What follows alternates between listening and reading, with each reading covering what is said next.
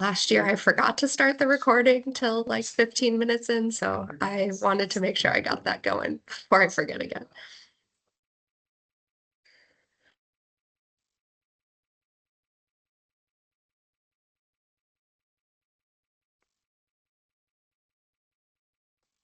Oops. It just used to be this manatee. And then it got rid of that. I mean, Yeah, no, a good no reference. Can everyone see the slides? I think I have them up on the TV and then hopefully they're Yes. sharing. yes. Great. Okay, so I think I'm going to go ahead and get started. I think most everyone's here. We have a couple people here in person, so you can kind of see from our meeting owl, hopefully a little bit of a view of our conference room. And then the rest of you are online. So I'm gonna just make sure, I'm gonna mute everyone for now, but definitely feel free to unmute yourself if you have questions at any point during this presentation. Most of you probably already know me, but I'm Megan Hickey. I'm the coordinator of the LaRosa Partnership Program. I work for the Vermont Department of Environmental Conservation in the Rivers Program with the Biomonitoring and Aquatic Studies section, or BASS. So we do general monitoring of the health of rivers and streams in Vermont. We collect macroinvertebrate samples, fish samples, water quality chemistry samples. So all sorts of sampling all over the state. And then Courtney, if you want to introduce yourself, Courtney will be helping me out with the chat and everything. Yeah, hi everyone. I also work with Megan on biomonitoring streams and rivers, and so I'll be trying to focus on the online people. Yes. And doing the, if you have any issues, just put them in the chat or unmute yourself, and I'll be monitoring that. Yes. Yeah, and we'll have designated points throughout to ask questions and have discussions. But yeah, if you have questions at any point, feel free to put them, or anything going wrong, put it in the chat. So yeah, so welcome to our 24th year of monitoring with the LaRosa Partnership Program. We've been doing this since 2003. This is maybe my fourth or fifth year now coordinating this and leading this training. I try to change it up a little bit each year, but it is a lot of the same content for those of you who have been here before, so bear with me, but it is important to keep thinking about and making sure we're all up to date on the protocols.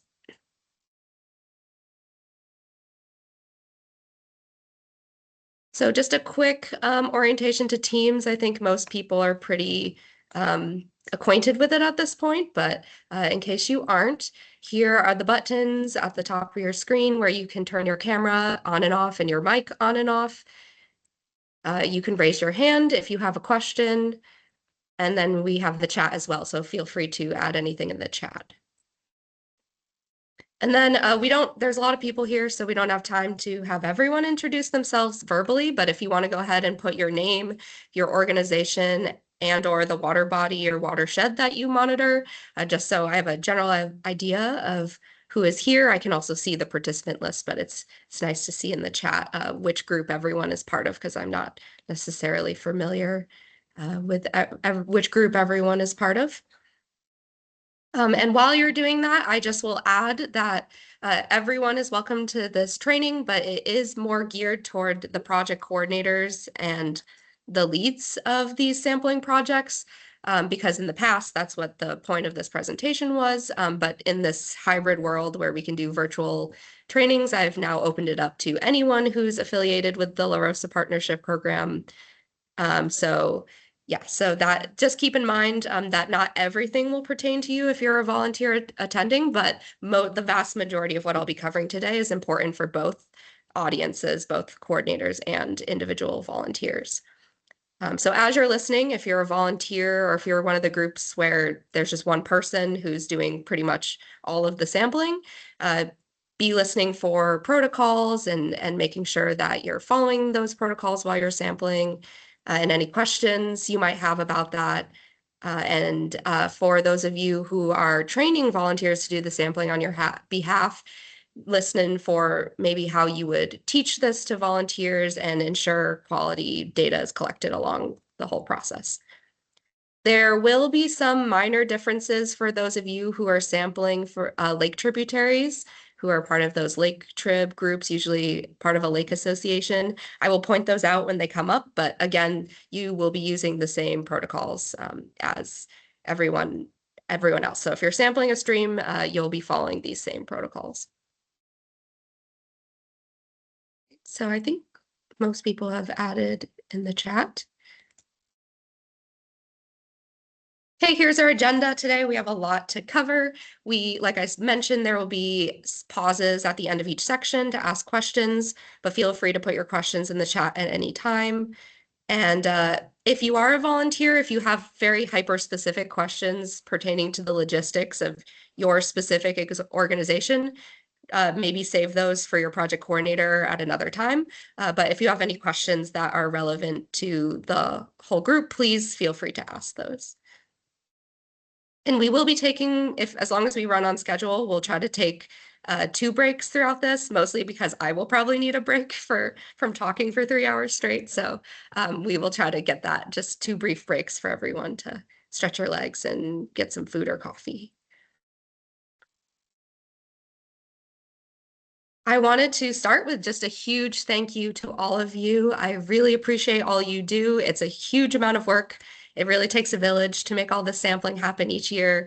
And you all are really essential to that. So thank you for showing up and being here and caring for your streams. I really do appreciate that. I wanted to share a couple fun facts about just like the sheer volume of samples that we've collected over the 24 years of doing this, or 23 prior years. So overall, we've collected over 113,000 samples total at almost 1,800 different sampling sites. So it really expands our database, and this data collection is really important for that. Some program updates. This year, we have 18 of the core LaRosa monitoring groups and 11 of the lake tributary groups who will be collaborating with Mark Mitchell with the lay monitoring program. That's our volunteer monitoring counterpart in the lakes and ponds realm. So that's quite a number of groups this year. We are going to be monitoring 169 core LaRosa sites and 54 additional lake tributary sites for a total of 3,800 plus samples this summer. So a lot of samples moving through the lab each year. The only difference for those lake trip groups, like I mentioned, Mark Mitchell will be the one who's coordinating and directing your sample collection and pickup. So wait for communications from him. You'll also be starting in June, a little bit later than everyone else, following that lay monitoring program schedule. So if you have any questions, you can ask Mark or you can ask me, but know that he's kind of the primary one coordinating that. Couple other program updates this year. The AmeriCorps program that we previously had assisting us to run the LaRosa has now ended. So we're in the process of hiring a seasonal technician to help this year. So that job has been posted and it's currently open. So if you know anybody who might be interested in this 6-month position, please share it with them or contact me. I'm happy to share it. So hopefully we'll have that on board and I'll have that person introduce themselves once they start, and hopefully in early to mid-June, if all goes well.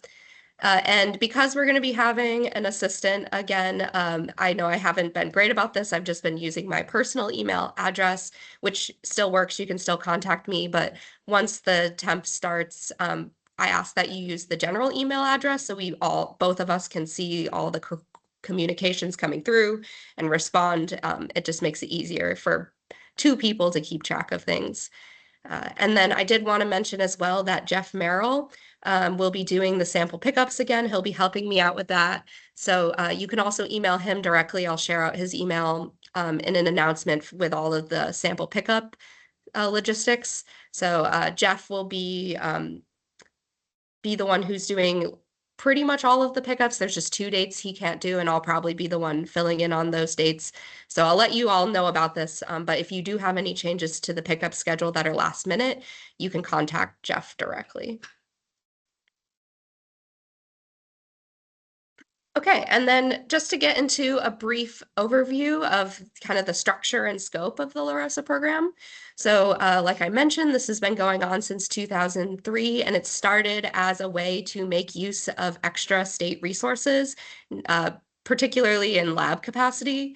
So we thought we would financially support and open up the laboratory to support and help all the various water quality monitoring groups throughout the state who are already doing this work, and kind of bring it all together in one place. It used to be much more individualized back in the day, where each partner proposed their own project and had very individualized plans and sampled whatever parameters they had an interest, and really did all the administration and implementation of each individual project. This was nice that it was so individualized, but it wasn't very comparable across groups.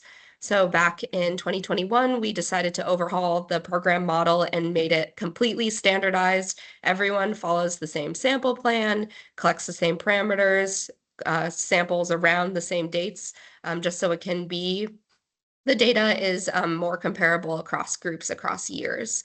And this has been working pretty well, I think, since then. And it has made it so a lot of the administration of this program is centralized with me and the LaRosa coordinators. So it allows us to have a familiarity of what's going on across the state. And it allows us to communicate the monitoring priorities of the Vermont DEC's Watershed Management Division, which is the division I'm part of, and then the Water Investment Division, which is who funds the LaRosa program. And they also house the watershed planners, who many of you probably have worked with. They're kind of the experts in each of the major watersheds throughout the state. And they're the ones who really have that more specialized knowledge of each of the watersheds and have a lot of priority sampling sites. So that's why I encourage you, project coordinators, to work with your planners when you're nominating your sites, since they have much more specific knowledge than I do. I take more of a statewide perspective. And then on top of that, we're also integrating the monitoring priorities of each of your individual groups and taking advantage of your specialized and individualized knowledge in each of your communities. And hopefully doing this in a very collaborative way. That's the goal. It's not really meant to be this top-down state dictating what you all do. I really do want to incorporate all of your individual goals and include that under the umbrella of the larger LaRosa monitoring priorities. And then for each group, I have like a project coordinator or a primary contact who I kind of communicate and disseminate information to. And some of those groups, it's just that one person who's doing the sampling. And for some of those groups, you also then recruit and coordinate separate volunteers who help carry out the sampling, or organizational staff if there's an AmeriCorps member or staff or intern who helps out with sampling as well. So it's really up to the groups how you want to do that. If you have just a few sites, it might just be easiest for one person to sample. If you have a lot of sites, though, having those volunteers can be really beneficial, and it helps really get the public engaged in water quality monitoring. In general, if you're a volunteer, your primary point of contact is going to be your project coordinator. And then that person communicates with me. This is just so I'm not having to answer emails from 400 different people at once. But of course, if there's questions and you need an answer, please feel free to reach out.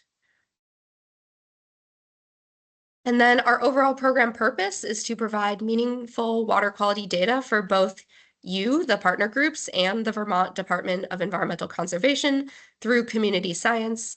And more specifically, some of our goals are to improve our understanding of water quality conditions in Vermont streams by filling data gaps and expanding all of our databases. And we're definitely doing that by collecting over 100,000 samples over the past 20 plus years. We also want to be assisting the partner groups, your communities, and different government entities in stream protection and remediation and resource allocation and watershed planning. And then finally, we want to be involving, engaging, and educating the public on topics of water quality and stream health, because we all know this is the most important thing that we can do to really engage people and get them to care, so we can bring change and protect our water quality. And then I did want to just give one specific example of how our data can be mutually beneficial. So lately, we have been doing chloride sampling around the state. So for you all, there's various benefits to understanding issues of chloride in your watershed. If it's loading, for example, heavily on one particular trib in a stream area, it allows you to focus in and address maybe some of the chloride source problems. And then at the same time, that chloride data is also really helping the state build out a model that predicts chloride levels and helps us understand chloride levels around the state by validating it with real-time data. So that's just one example of how the data can be beneficial to both you and to the state. Okay, we're going to get into the sample plan. We're going to talk about parameters first. So the parameters that we right now currently are monitoring widely through LaRosa are total phosphorus, total nitrogen, chloride, and those have various specific protocols that I will be getting into throughout the course of this training. And then on top of that, we're collecting qualitative flow observations. These are really important because our chemistry data requires flow context. And while we can't get out and do a qualitative flow measurement, even just having a qualitative observation of what the flows are like can help us interpret the data better. All right, here's our program timeline for this year. So the official start to the sampling season is April 27th, and it will be continuing through mid-August. Most of you will be collecting 8 sample events total every other week. And then I will be having Jeff go around and picking up most of your samples and delivering them to the lab every 2 weeks. So those are represented by those teal dots on the timeline, and the dates are written out there as well. The pickups happen on Tuesdays and Thursdays. We do 2 different routes. There's a southwest route and a northeast-ish route. So those will be happening every 2 weeks. And you can collect a sample anytime throughout those 2 weeks before each sample pickup, any day of the week, but do try to keep it relatively consistent, sampling every 2 weeks. If you need to reschedule, that's fine. So there is some flexibility. Just try to keep about a week apart between samples if possible. We are starting a little bit later this year, so normally we would be starting right about now. But so that just be aware that everything's kind of shifted by 2 weeks this year. So that is the case. And then if you are a lake tributary group, some of your samples will be picked up by me. Some of them will be picked up by Mark's staff with the lay monitoring program. So we'll be communicating with you about that a little bit later once it gets closer to June, when you will be starting ideally in time for that 3rd sample event, and that the pickup that will be happening June 9th through the 11th, around then. So again, 8 biweekly sampling events, 6 if you're a lake trip group. You're going to be collecting 1 sample at each site between pickups. Try to approximately evenly space your collections every 2 weeks, but this is flexible if you need to reschedule.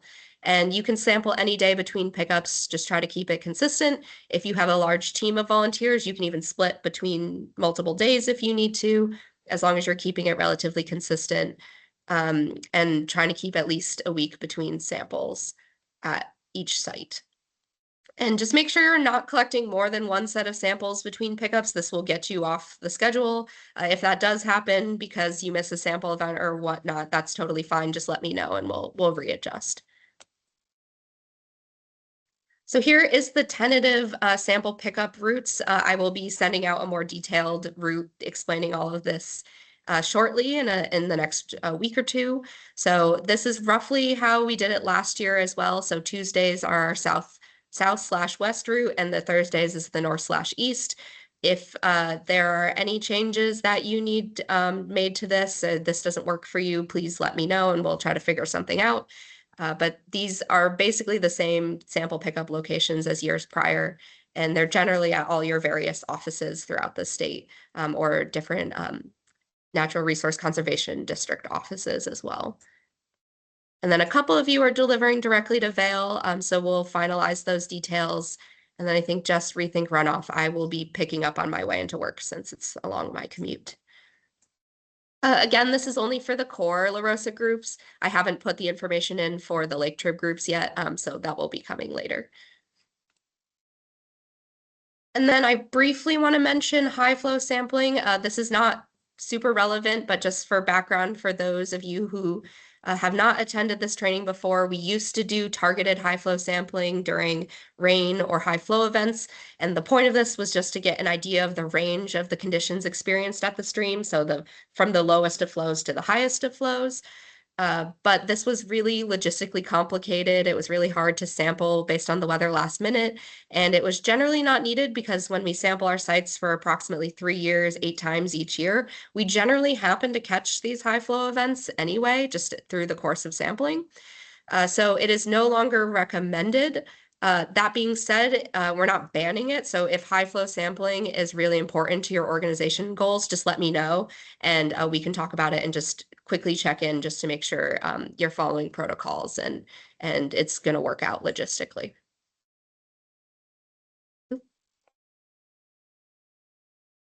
And then here's what I'm calling kind of the life of a LPP sample, starting with, the pre-steps of the sample plan and design, all the way through site selection and sample preparation, all the way through to the data publication.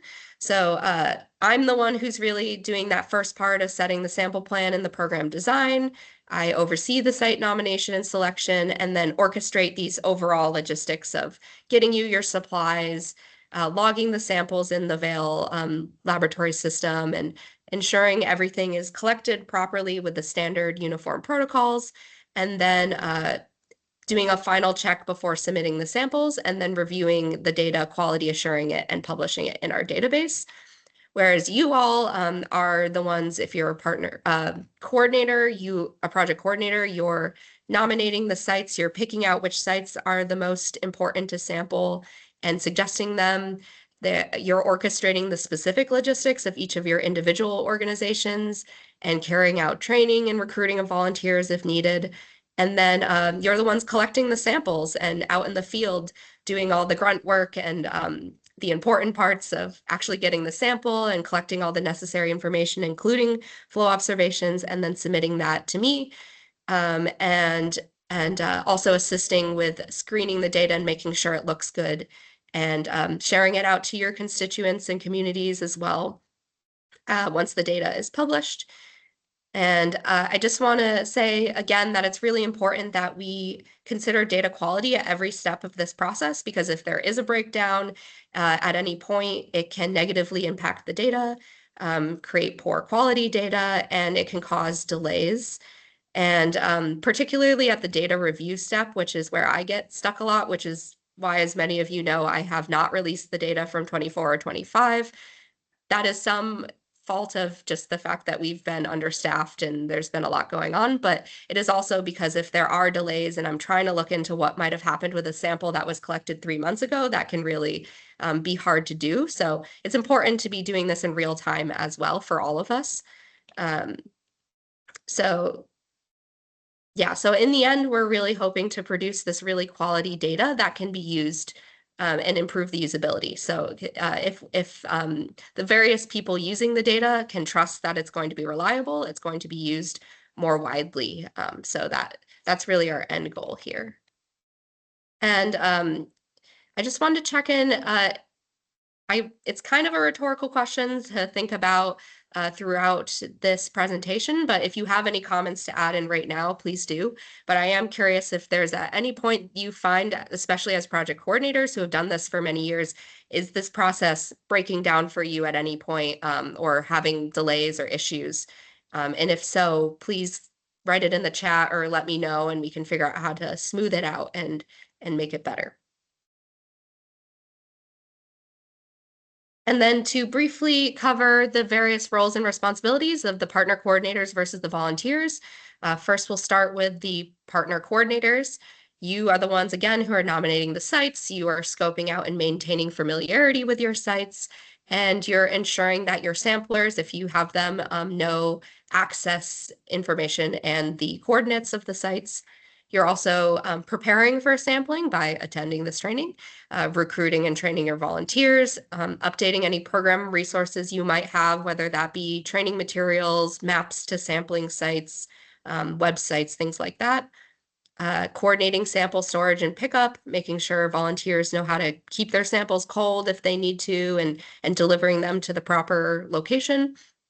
And then you will be the ones receiving the supplies, labeling the bottles, and then distributing them out to volunteers if you need to. You are supporting your volunteers in the sample collection, ensuring protocols are being followed, or you're collecting the samples yourself. You are the ones who should be acidifying the samples primarily. There's a few exceptions to that, but generally it's just the partner coordinators acidifying samples if needed. And then you're completing and checking over the final veil field sheets that will be submitted with the samples. And then on the back end, you're ordering the samples in their sample racks, making sure all the labels are correct, submitting and reviewing data if needed in the Survey123 for the flow surveys, screening flow and chem data for suspect values if you can, as those come in from the lab in PDF format. You can review that data as it comes in and look for anything that looks erroneous or suspect, and then resolving any errors that might be coming up throughout the season. And for volunteers, you are going to be responsible for knowing the access and your sample site location. This is especially important that you're sampling at the correct spot for wastewater treatment facility sites. So I'll get into that more later. For sample preparation, you're just making sure you're attending the training and understanding protocols. You may need to label your sample bottles if needed, but usually it's the project coordinators who do that ahead of time. And then you're the ones going out collecting the samples according to protocols. You're recording your sample collection info and flow observations, ideally through Survey123, but you may have a paper field sheet either in addition or instead. And you are storing the samples properly and dropping them off at the pickup location. And then finally, submitting all your sampling info and flow info as needed. You may be completing the veil field sheet, but usually, again, that's a project coordinator task. And then letting us know if there's any errors and helping to resolve those. So I did want to just stop and pause and ask for coordinators or volunteers, are there any particular challenges that you are facing or have noticed if you've participated in the past? I know some of you may be new, so you might not have any ideas yet. You can go ahead and put it in the chat or unmute if you have any challenges.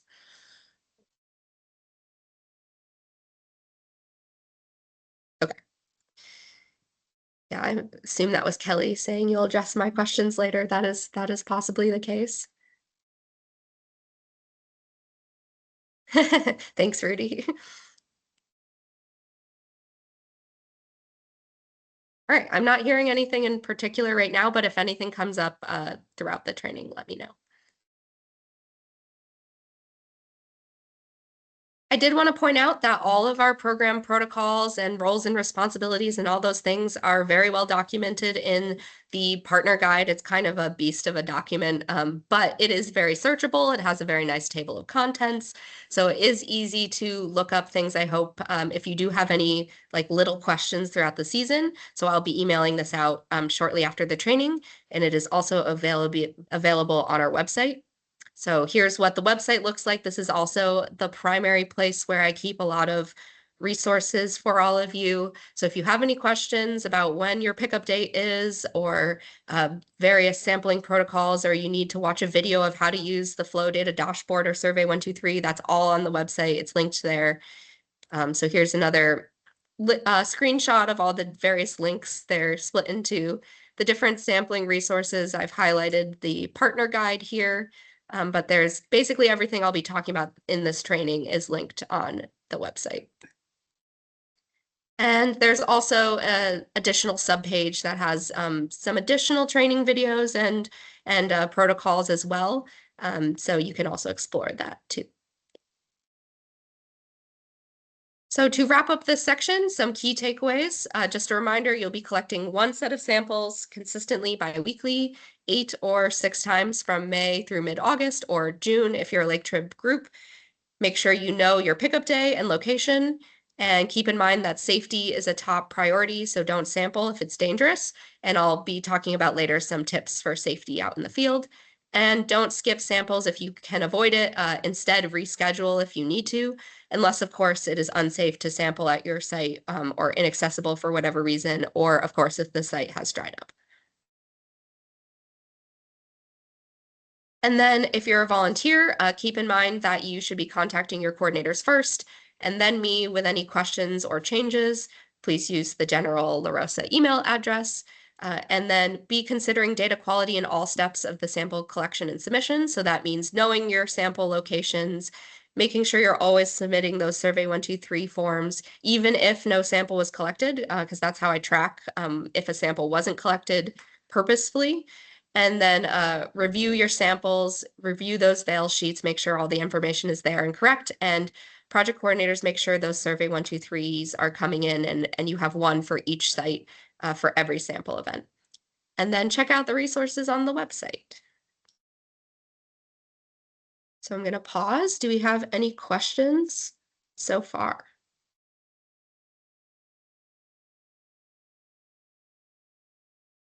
Any questions in the room? Cool. All right. If there's no questions, we'll keep going, plowing through. So now we're going to talk about field sampling protocols. So these are the supplies you'll be getting that I will be delivering next week on Wednesday and Friday. So I'll send out more information about that shortly. So I'll just drop them off at your sample drop-off location unless we work out something else. So you will be receiving enough sampling supplies for 4 sampling events. So that's half. And then I'll do a resupply during the 3rd sample pickup. So you'll be getting tubes and labels. So here are some examples. So you'll be getting a bunch of these, whatever you need. There's the owl for your sampling this summer. You'll also be getting a sample rack to organize your samples, or multiple sample racks if you have a lot of samples. So you can organize your samples in order by the bolded lab sample ID on the label, which I'll talk more about later. You'll be getting veil field sheets and labels, so you can submit information about when the sample was collected and by who, and label the bottles correctly. And if you are collecting nitrogen, you will be getting an acidification kit, which includes the acid dropper, the safety goggles and gloves. And then finally, a copy of the sampling checklist, which is just a resource I've created. You can share it with your volunteers if needed, but it's just a key steps to take every time you go out in the field.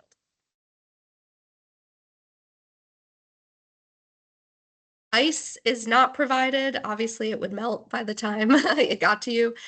We do prefer that you use ice to keep those nitrogen samples cold, as opposed to ice packs, because the ice packs tend not to be able to wrap around the samples in the same way, so they don't actually contact the water and keep it cold. If you don't have access to ice, that's fine. Just use enough. Make sure you're using enough ice packs or frozen water bottles that it's packed in there nice and tight and keeping it cold. We do have limited number coolers available, so if you do need a cooler to store samples, let me know and I can try to get that to you. And again, keeping cold is just for the nitrogen samples. So if you're not collecting nitrogen, that you don't need to worry about it. We also have these river dippers, and they're handy little tools you can use to extend your reach and make sampling a little bit easier. I've ordered a bunch more, and I think there's a lot that are kind of just out in the world with you guys. So make sure that you're getting those back to me at the end of the season, just so I know what I have and what I don't have. But yeah, you're welcome to use those. So I think I already asked about those in the season prep form that you all filled out, but if anyone wants a river dipper, just let me know. And then Joanne, I saw your message. Sometimes it's just easier to store all the samples on ice because it doesn't hurt the chloride and the phosphorus to be on ice, but you don't need to. It's just the nitrogen, the blue capped bottles that need to be on ice.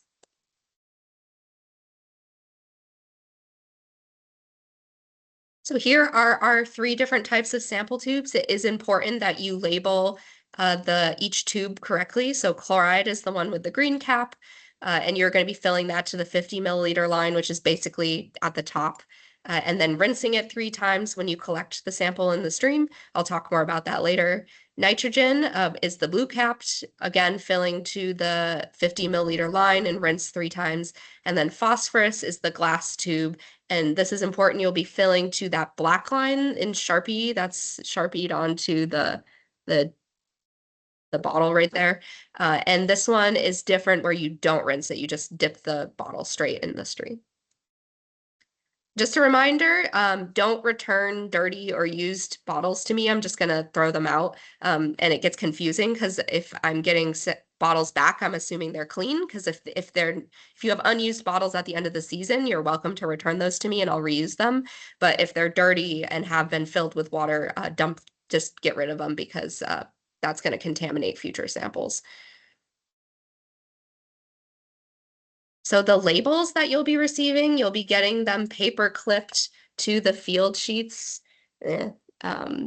So that's what they look like. And each set of labels will be paper clipped to the correct order for each sampling event. Make sure you're keeping the field sheet for that order and the labels together so that we don't mix that up. I'll talk more about that later.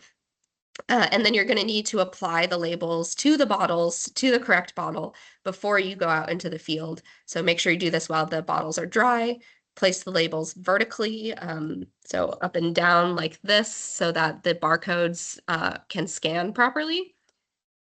And for the TP bottles, make sure you're placing them below the black line so you can actually see where the black line is as you're filling the sample.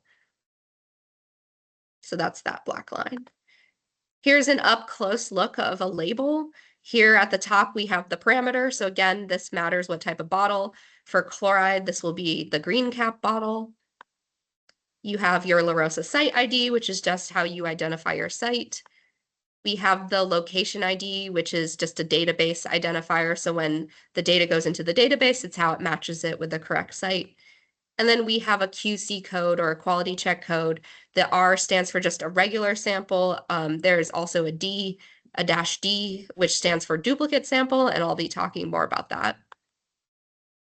And then we've got this bolded veil sample ID. This is just auto-generated, but the important thing to note is that the first 7 digits are the veil order number. So it will start with the year. So this year it will start with 26.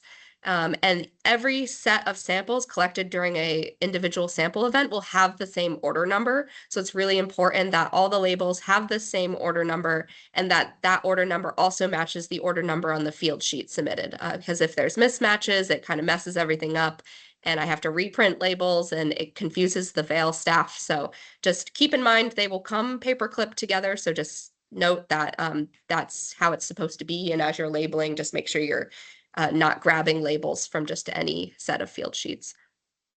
And then that second, the end part where the -001, that just represents what order, chronological order that the samples are listed on the field sheet. So the first sample listed ends in -001, the second sample listed ends in -002, and so on. So, and then just to note that duplicate samples will always be at the end and they'll be highlighted in yellow. So here's an example field sheet. I will label each of the field sheets with which event it corresponds to. Generally, it goes in order. So sample event 1, 2, 3, 4 is what you'll receive. And here is where you can see the order number highlighted in or boxed in red at the top of the field sheet. And then each bolded veil ID listed on the sheet should match the labels that you'll be submitting on the samples. We've got our site name, and then you'll fill out the date and time the sample was collected and who collected it and any comments that you have about affected sample protocols. So if you accidentally rinse the TP bottle, you would just make note of that here. And then make sure you're acidifying nitrogen samples. Again, just nitrogen samples need acidifying and phosphorus does not need acidifying. And always, always, always fill out the date and time. This is really critical information.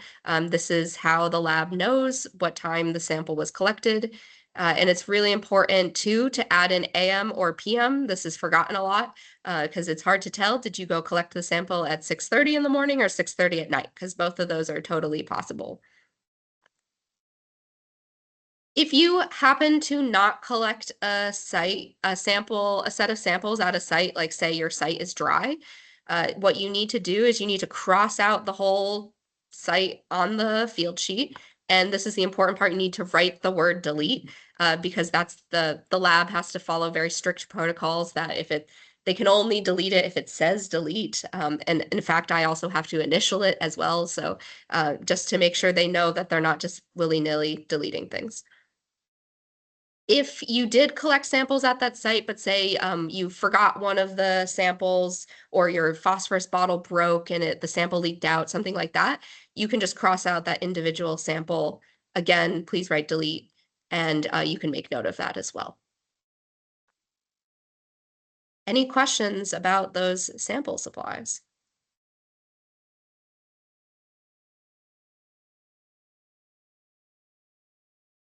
Right. Looks like we're doing well, and we're a little bit ahead of time as well. So I think we will go ahead and take a quick break just because the next two sections are kind of long. So if people want to just take a quick stretch, let's resume in 5 minutes. So, well, to round it up, we'll just resume at 9:50. So I'm just gonna put the mic on mute. Just one question. Oh, one question. Using military time. Yeah, you can use military time. That's actually more straightforward. So if you want to, but it's not required. Just an AM or PM is fine.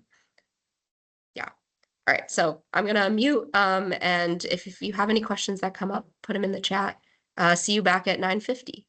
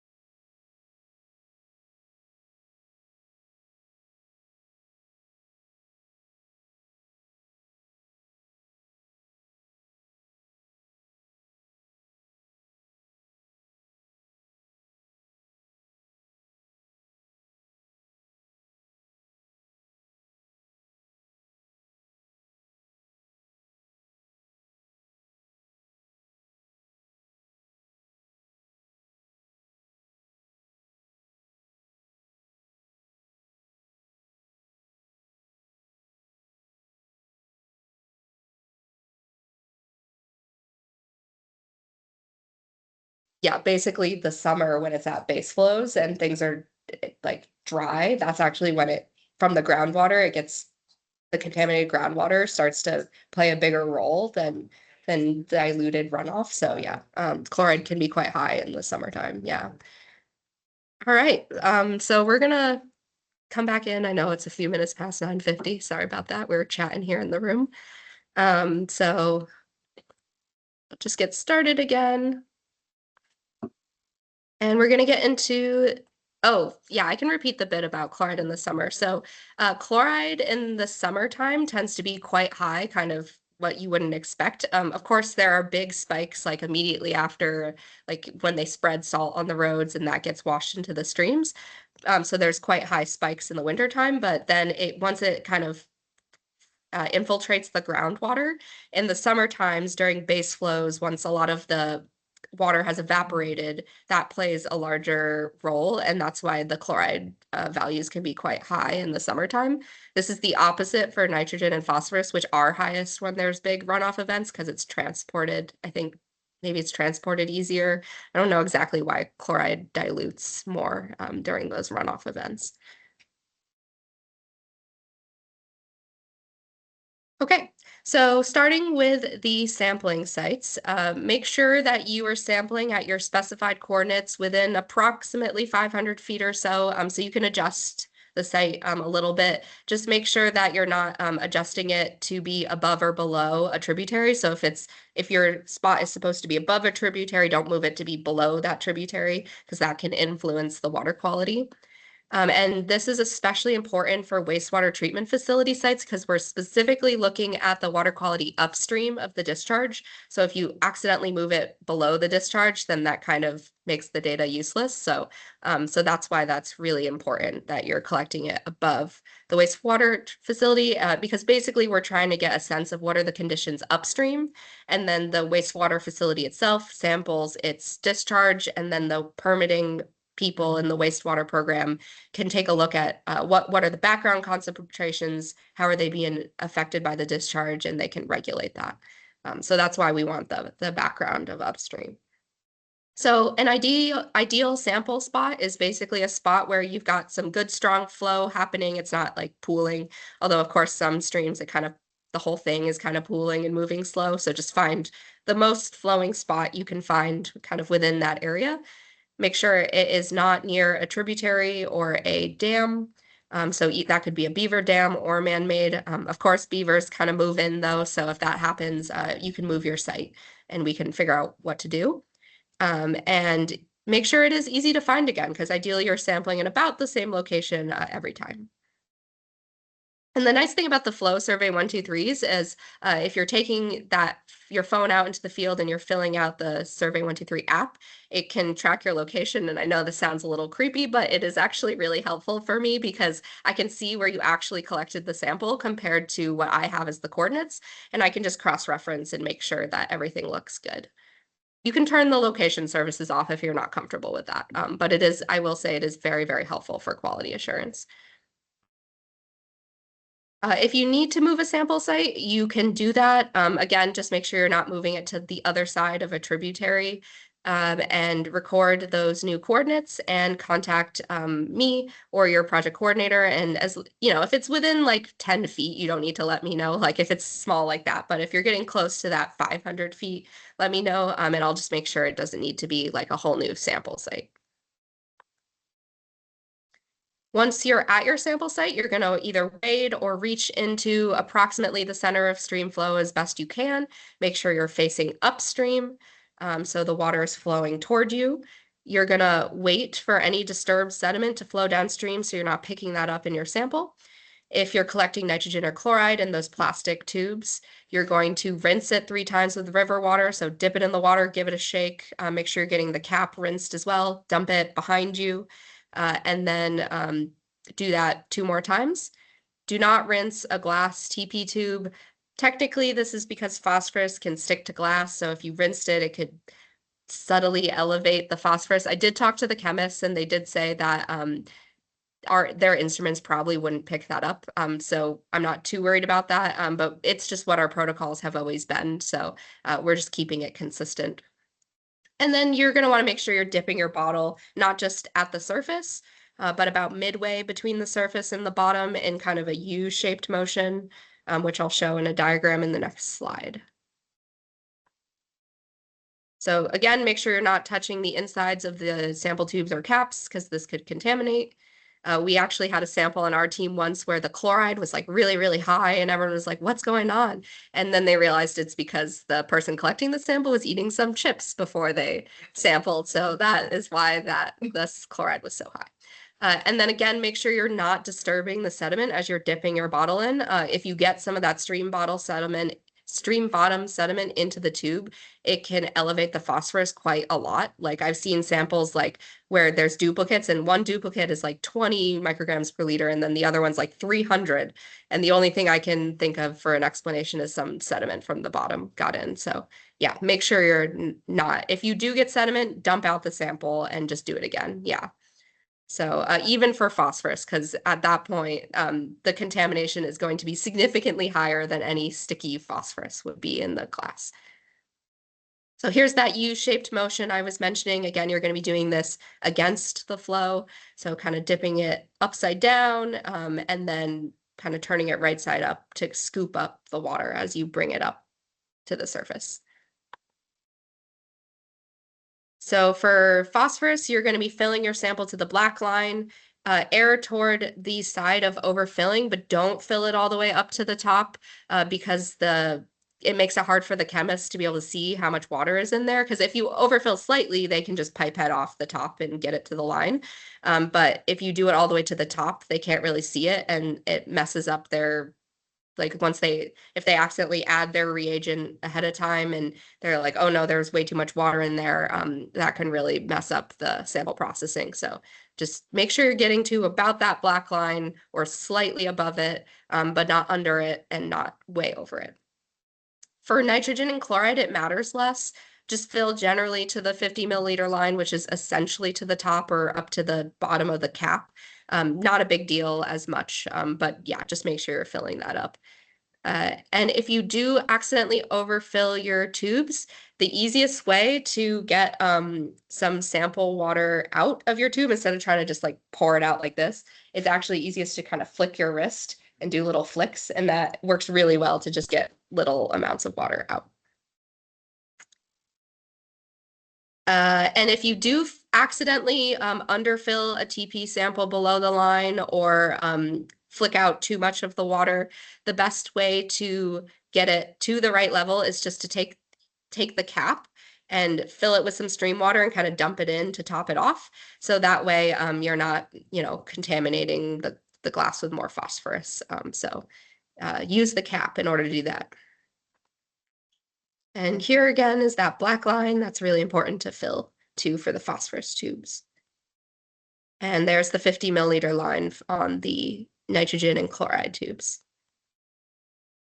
So again, you can redo your chloride and nitrogen samples for any reason, basically. So if it's contaminated, over or underfilled, whatever reason, you can just dump it out and refill it. It's like an extra rinse. It doesn't do anything.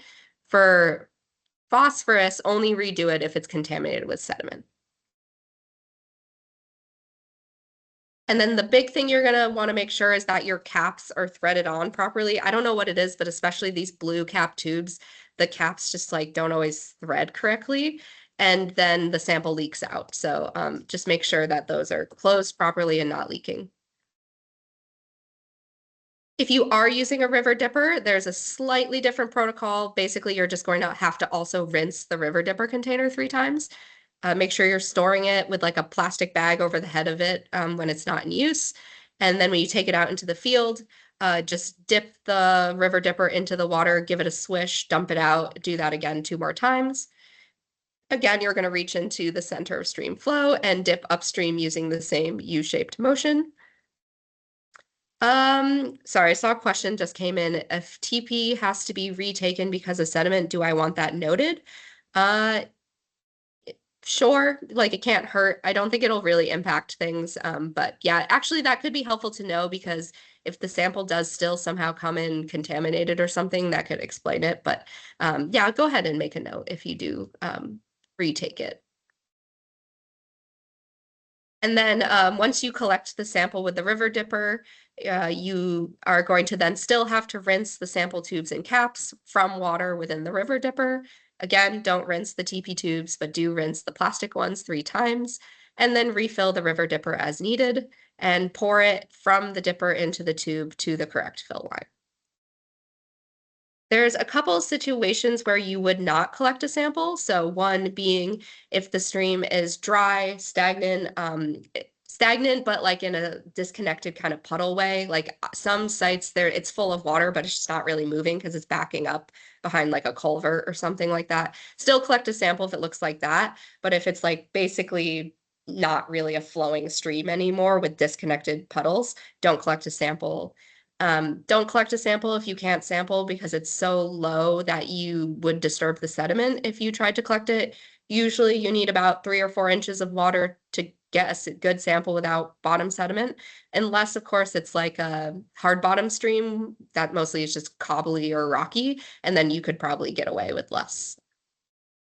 Don't sample if the flows are too swift and too deep to sample in safely. So usually you shouldn't really be climbing in the stream if the waters are above your knees, especially if they're fast flowing. It's best to, in that situation, use a river dipper from the bank. And if you don't have one, safety first. So don't worry about it. All of your lives are far more important than just an individual sample. And then if flow is backing up from a larger water body, so say you're sampling a tributary that's about to enter into a larger river, and flows are high in that large river and it's kind of backing up backward, or this also happens with tributaries to lakes, make sure you're kind of walking upstream until you're getting above that backflow, if possible. So this is one of those situations where you might have to move your site like more than 500 feet if it's like a really low gradient sample. So here are some examples of like what it looks like when it's disconnected. So you can see the water's not really flowing over that bedrock there. And it's really just a trickle. So that would be a situation where it's probably too low to sample. Here's a situation where you would want to sample. So you can see this water is like not really moving that much. It's kind of backing up behind this culvert. That's totally fine. You can still sample either above or below the culvert, depending on where you usually collect your sample. And yeah, just making sure you're doing that consistently. Pick a side of the culvert that you're usually sampling on. Of course, if maybe the culvert backs up, it's probably better to sample below the culvert where it's like flowing a little bit more in a regular way. But this can also happen when you have like really low gradient wetland streams too that are just really slow moving. So in that situation, just do your best and just try not to disturb the sediment as you're collecting the sample. It's probably best to use a river dipper at those type of sites, so you're not getting in and disturbing the sediment. All right, so quality assurance, quality checks, check protocols. So we have 2 different ways of doing quality checks. The first is I try to do site visits with as many groups as I can. Usually I only really get to about 10 each year, so that's like a third of you basically. When we do these site visits, I'll review the protocols, just watch you collect a sample, not to like yell at you or anything, just to like make sure everyone's on the same page. It's also really helpful for me to get to know you as people because usually I'm just emailing you and that's kind of a pain. So, or like it's a pain to not be able to actually see your faces and know you. So, so it's nice to actually have conversations in real life and discuss things and work things out in person. And we could also, I can get to actually see your sites and understand the unique issues you might be facing with each individual site. You can provide assistance or feedback for me, and I can also provide that back. And then I usually also collect additional data or samples. So I'll collect blank samples to just test for contamination. And for wastewater sites, I'll collect additional parameters beyond the LaRosa parameters. And then I usually bring along my HydroLab, which is just our like multi-parameter instantaneous measurements of like pH and temperature and dissolved oxygen, just to collect some data while I'm out there. So keep in mind, I will be doing that. I will prioritize new partner groups who haven't sampled with us before, groups with wastewater treatment facility sites, since course, I need to visit those to collect extra data, and any groups that I have not visited recently. So if it's been a while since we've done a site visit, hopefully you're coming up in the rotation this year. And I'll probably have the temporary employee help out with that as well. So they'll come with me to get to do this as well. And then as far as field duplicates go, these are just samples where we collect the regular sample as usual, and then right afterward we collect a second sample. And this helps us identify issues with things like contamination or just the lack of, if there's something about the protocols that are not like replicating correctly. It can also help us identify just some of the natural variation in the stream. So keep in mind, if it's like raining out while you're collecting the sample, the natural variation in the stream is a lot higher. So this can kind of be an indication of that as well. And then these duplicates will be pre-assigned randomly to 10% of samples. You'll get your sample labels with duplicate written on them, and whatever site is listed on the labels where you'll be collecting that duplicate. And they will be highlighted in yellow on the label and field sheets, so you'll see them real easy. And make sure you're not skipping these if you can avoid it, and collect the sample at the designated site on the label. If for some reason the duplicate was collected at the wrong site, maybe you grabbed a duplicate from the wrong sample event or something like that, just let me know so I can change it in the system so the data gets assigned to the correct site. You can also, if you have to, like Sharpie, like cross out and Sharpie on the label, and then I'll just reprint the label when it gets to the lab. So here's just a diagram of a duplicate sample. You're going to collect the regular sample for all parameters as normal. So if you collect nitrogen and chloride and phosphorus, you'll collect a set of nitrogen, chloride, and phosphorus. And then immediately after, you'll collect a duplicate of nitrogen, chloride, and phosphorus again. And you're going to use the exact same protocols. You're going to rinse the bottles as usual, everything the same, doing it twice in a row. If you are using a river dipper, you're going to actually have to do a rinse again in between the regular and the duplicate. So you'll rinse your river dipper 3 times, you'll collect your 3 samples, then you'll rinse it again 3 times and collect your duplicate samples. And again, all these duplicates are going to be listed at the end of the veil sheet and highlighted in yellow. Here's what the label will look like. And you can see that -D instead of a -R. So some critical reminders for sample collecting. Again, make sure you're labeling the bottles correctly. Chloride has a green cap, nitrogen has a blue cap, phosphorus is glass.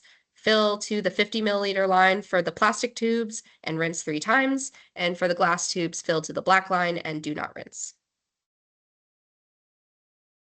So do's and don'ts of sampling: don't touch the inside of tubes and caps, don't disturb the sediment, and don't sample if flows are too low or unsafe.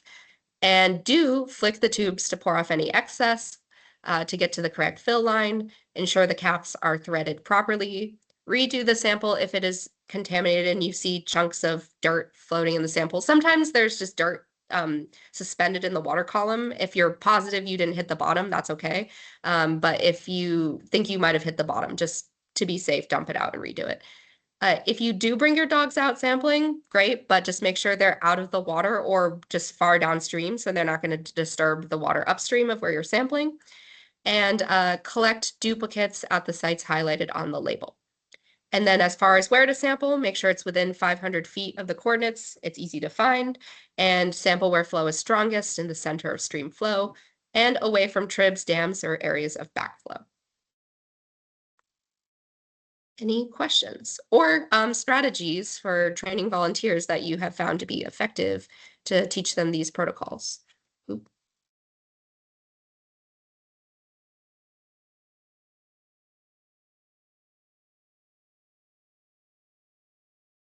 Get the chat up.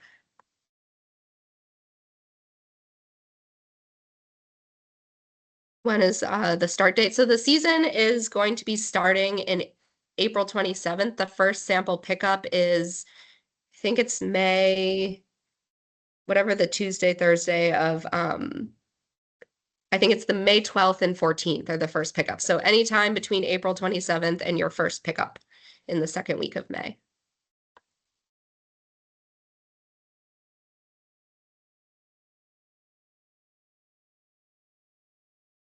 Great. Let's see. I have to pull back up my notes.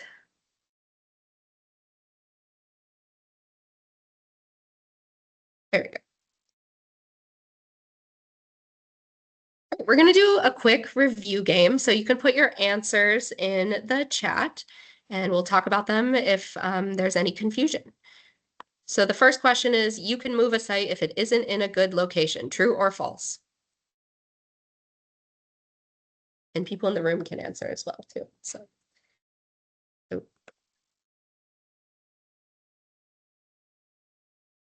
So I'm seeing some T's in the chat. That is the correct answer, mostly. If just make sure that if you're moving it, that you're letting me know. And again, we all, yeah, I see true within 100 feet, 500 feet. Nice. Good memory. So yes, just make sure that you're not moving it above a tributary if it was below the tributary. If you do need to, because like say beavers moved in or like it's not a good spot that's safe to access anymore, obviously we'll figure that out and we'll just make a new site at that point. Never sample near a confluence with a larger water body.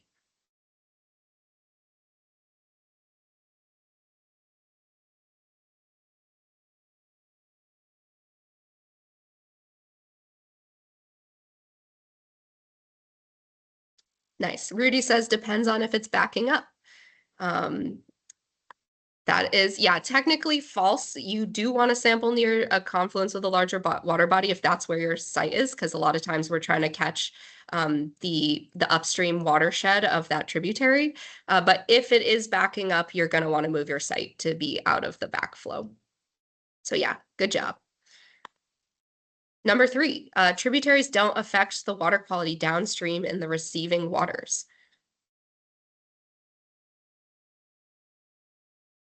Here, I'm seeing false in the chat. I'm hearing false in the room.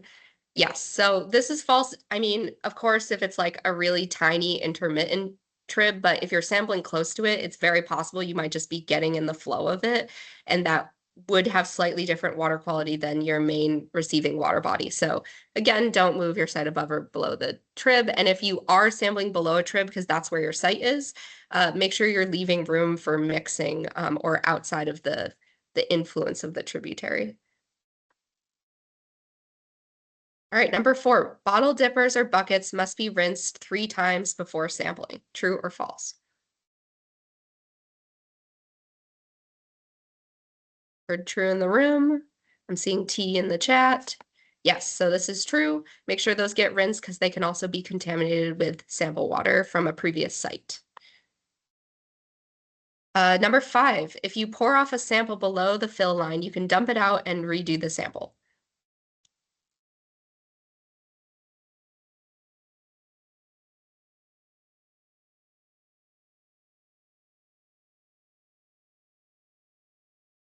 See, false, I think.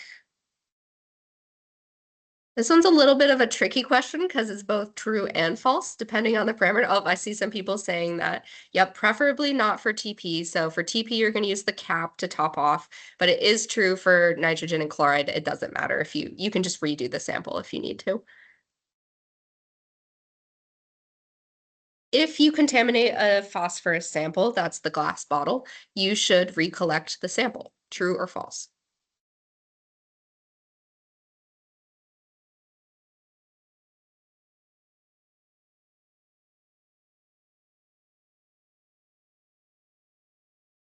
Seeing some T's. Unless it's sediment, then T. Yeah, so that is true. Like I mentioned, the contamination can really mess up the sample. So it's best to just recollect the whole thing if you think it's been contaminated, because it's useless if I'm getting values of like 300 when it's usually around like 40. So I basically, if I see that in the quality assurance process and I made a note that the sample was kind of sedimenty, which I sometimes do if it's a really sedimenty sample, then I just delete that data point because it's not helpful. It's misleading. All right, number 7, you should dump sample rinsing water downstream. So when you're rinsing out your bottle, you should dump it behind you downstream. Yeah, True. I'm seeing a lot of T's. Yep, true. And number 8, this is, I think, the last true or false we have.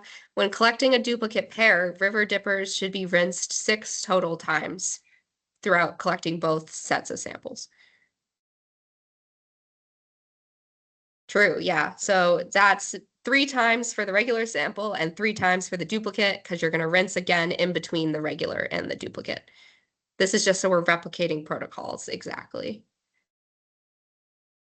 All right, so this is a different kind of question. This is called spot the mistake. So you can put in the chat or here in the room if you see any mistakes that might be happening here. And I'll just describe the picture. We've got someone who's kind of on the edge of the stream, kind of reaching out just toward the center of the stream, about to collect a sample. This is not a LaRosa person, by the way. I got this off the internet. So I'm not calling anybody out here. All right, so I see needs a river dipper. Yeah, I think having a river dipper would make this better. Stagnant water, not facing upstream. Water is stagnant, body upstream. Yep. So yeah, the key thing here I was trying to get for is not facing upstream and not toward the center of stream flow. Granted, this looks like a very wide, deep river, so you probably won't be able to get into the center of stream flow, but this is where a river dipper would be really helpful to extend or reach a little bit. The flow is this is not the kind of no flow that I'm talking about where you wouldn't collect a sample. That's when like the water levels are almost nothing. This is a very deep river and it is still flowing. It's just kind of imperceptible. But yes, it's more likely to kind of swirl around and pool if you disturb the sediment. So this is the type of sample where you want to be careful not to disturb sediment and have it just kind of sitting there if the flow is moving kind of slowly. So yeah, that's why River Dipper would be best here. And trying to get more toward the center of the flow. But yeah, still collect a sample here. This does not constitute no flow. All right, what about here? What's the mistake here?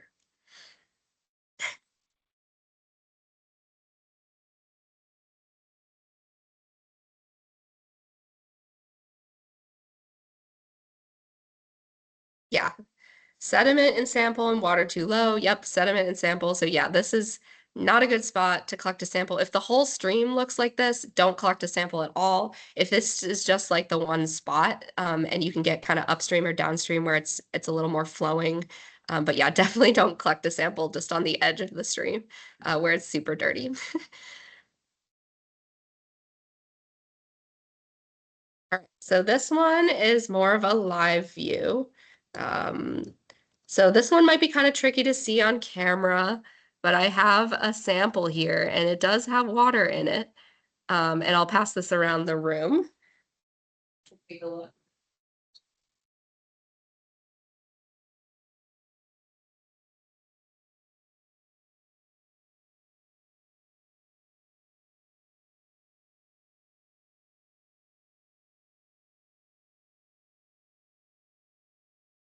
Yeah, so I'm seeing some answers. We've got 2 full and above the black line. So yeah, this is true. So this is why it's particularly, I mean, I left a little bit of space here at the top, but if it's filled all the way, it's really actually hard to tell there's even water in the tube. So definitely make sure you're filling close to that black line. And we don't want it filled this full because if I get samples like this, I just have to dump them off in the lab because the chemists will yell at me. So they don't like when I submit samples like that. So yeah, and it technically will be rejected by the lab because sample receiving also checks for things like this. All right, one last spot the mistake.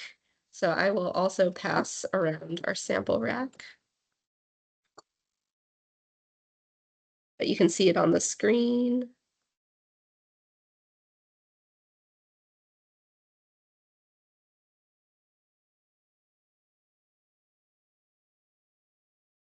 I stole some labels from Rudy, so I'm gonna have to reprint those out for you, Rudy.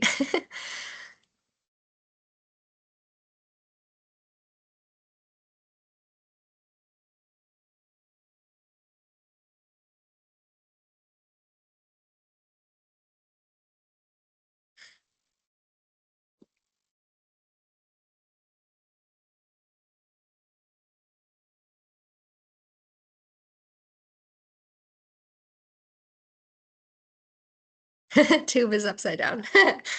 Yeah, that was mostly because I couldn't take a picture of it standing upright. Yes, true. They're not in a rack. Yeah, that is accurate.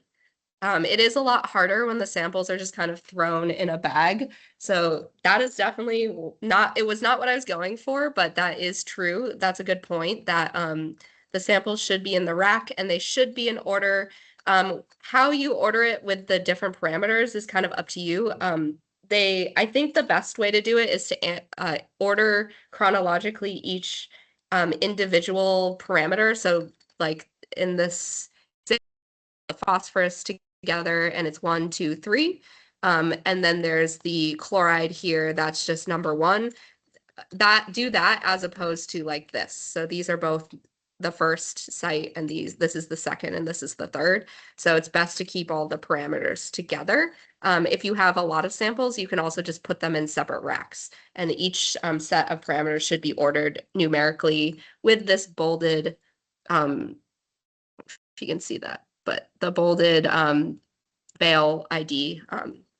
So I don't see anyone who actually caught the mistake here. So the mistake was that there was different order numbers.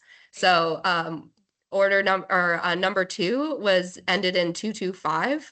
So it's 2600225. And then the third one was 2600226. So it came from completely different orders. That often happens if someone accidentally grabbed like their sample event 3 bottles and mixed it up with their sample event 2. And if you have different volunteers, that can totally happen because one volunteer might have grabbed event 3 while the rest of the volunteers were sampling event 2. And so if this happens and your volunteer already collected the sample, that's okay. Just make sure you're letting me know, either like writing it in Sharpie, crossing it out, just sending me an email, putting a sticky note, just something so I see it. And when it arrives at the lab, I can reprint the label so it's the correct label. It also kind of throws things off for the rest of the season sometimes, because then if that person's always one off, then so just make sure we're catching that early. Does that make sense? Yes. So one rack, all of TP, one rack, all of TN, yes, etc. in numerical order. Yep, that's correct.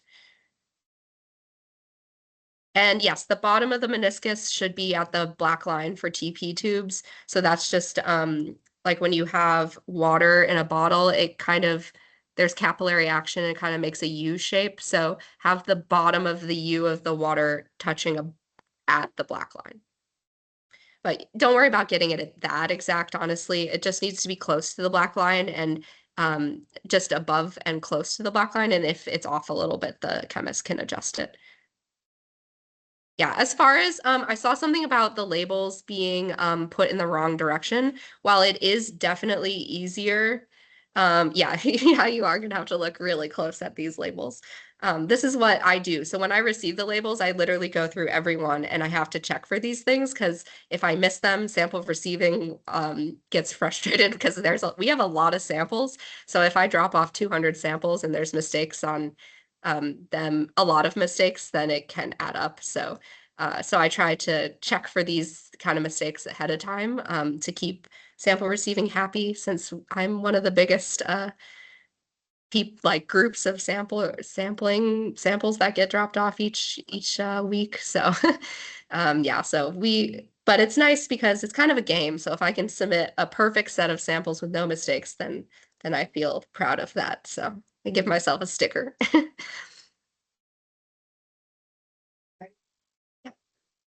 Yes.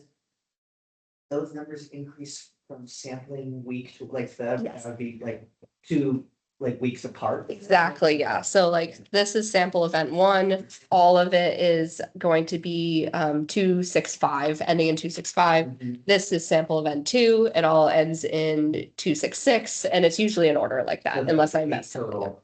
Yes, exactly. And I'll paper clip the correct labels to each sheet. So you'll know that the labels belong to that sheet. But sometimes what ends up happening, so group, so I'll say this for everybody too. So if you have a lot of volunteers and you're giving them each individual bottles, I know some people put them in like a baggie together, like the labeled correctly bottles in a baggie labeled event 1. And even if you could put the dates on it too, I think that's really helpful for volunteers, because that's where they usually get mixed up, is if like one volunteer accidentally grabbed like event 3 and it was actually supposed to be event 2. And then everybody else did it right. So then there's just like that one that's off. So does that make sense? So I think that's a good strategy if you have volunteers. If it's just you that's going out, or just a small team and you're the ones who manage all of it, it's a little bit easier to keep track, and you know, like, okay, we're on event 2 and I have my bottles already ready for that. So great.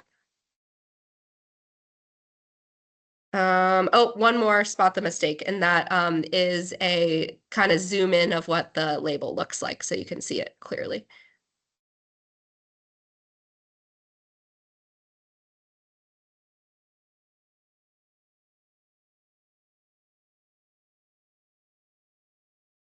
Oh yeah, and I was saying before, the label orientation doesn't matter if it's like upside down, like if it's either like this direction or if it were the other way, that's okay. I think it is helpful when they're all in the same direction just for sample receiving so they can scan it. But I think they can scan it either way. That doesn't actually matter that much. The important thing is that it's vertical. And it's like up and down, not in this direction, because if it wraps around the bottle too much, they can't get a good scan. Um, Yes, okay, so I'm seeing the correct answer. Good eyes this time. This is a green cap tube, but the label says total phosphorus. So again, total phosphorus is supposed to be on a glass cap. Again, or glass tube. This can totally happen by mistake if you're putting the labels on quickly. It happens. Don't worry about it. You can usually just kind of peel the label off and swap it.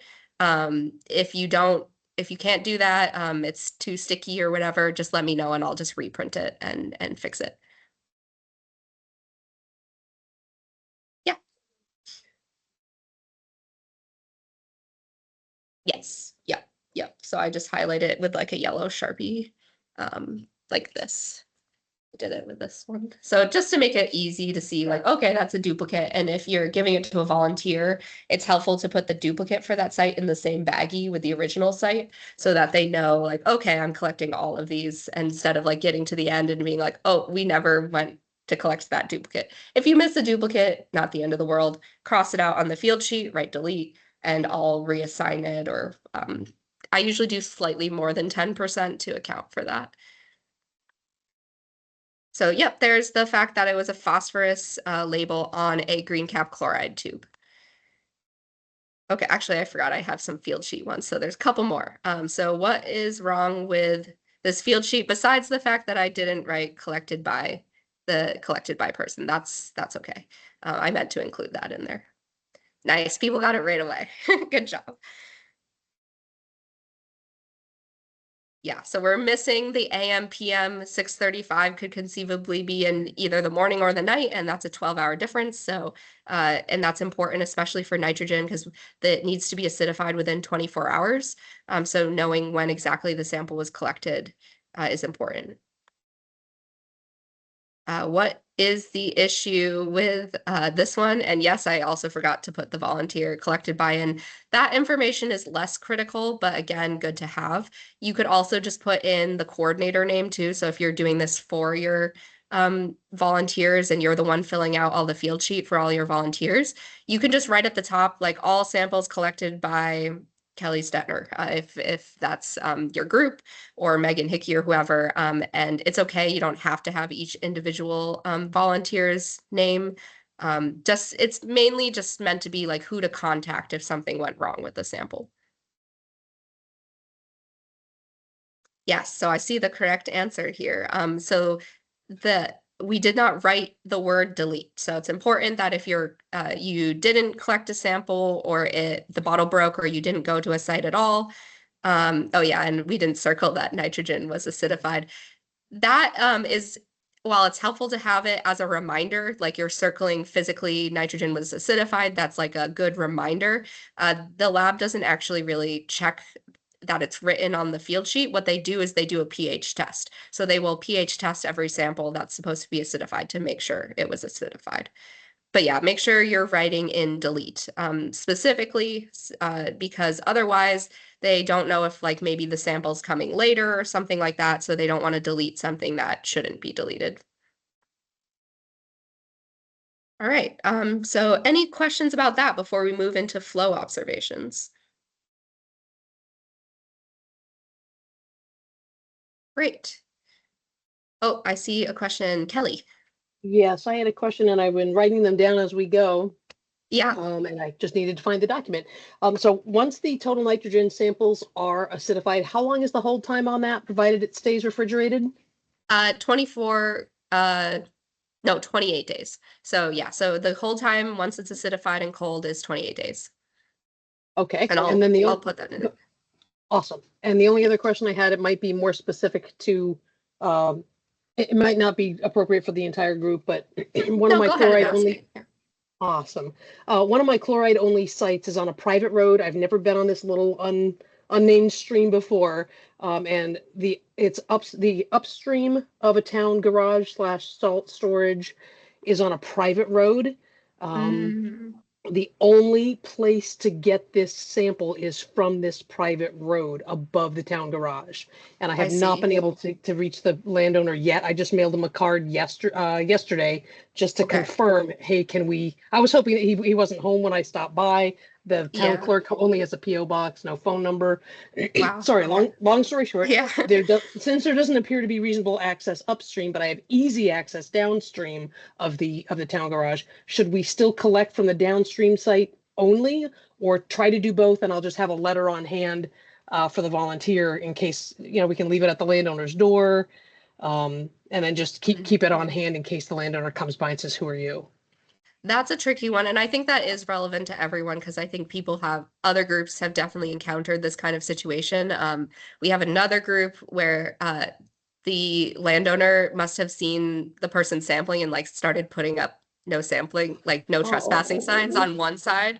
And then they moved to the other side of the road and then they put up no trespassing signs on that side of the road. So these are sticky situations. So Okay. I mean, best case is if hopefully the landowner contacts you back and says that's fine.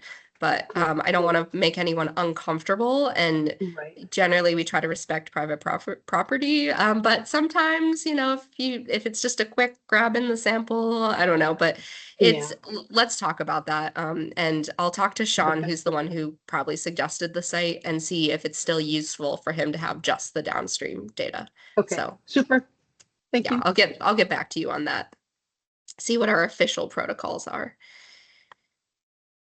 All right, so these are the flow level observations. These are qualitative, just characterizations of how high the water level is in the stream and then what type of flow it is, meaning has it rained recently and is most of the flow coming from runoff or is it mostly just coming from subsurface groundwater flows? So flow level can either be low, moderate, high, or flood. Flow type is either base, freshet, or hydro, which I'll talk about each of those. And then we just have a simple observation of is there visible turbidity or not, which can sometimes be an indication of if there's been recent rain. But at the same time, it's also just helpful for me to know with like that contamination question, like if there's a lot of turbidity in the stream, then when I see a really high number, I can know, oh, it's because it was turbid and there's probably a lot of suspended sediment in the stream and within the water column, which is that type of suspended sediment. If it's suspended in the water column, that's okay, because that's a real reflection of what's happening in the stream versus like sediment that was just suspended because it was just bumped by the bottle as you were sampling. So again, this is super kind of subjective. So the understanding that drawing a hard line between what's low and moderate, high, or base or freshet, it's kind of subjective. It's a spectrum. So just do your best based on your knowledge of your site and what the typical conditions are, or what information you can have on recent precipitation data. So just do your best and make a note if you're kind of unsure that it's on the line. You can always make a note.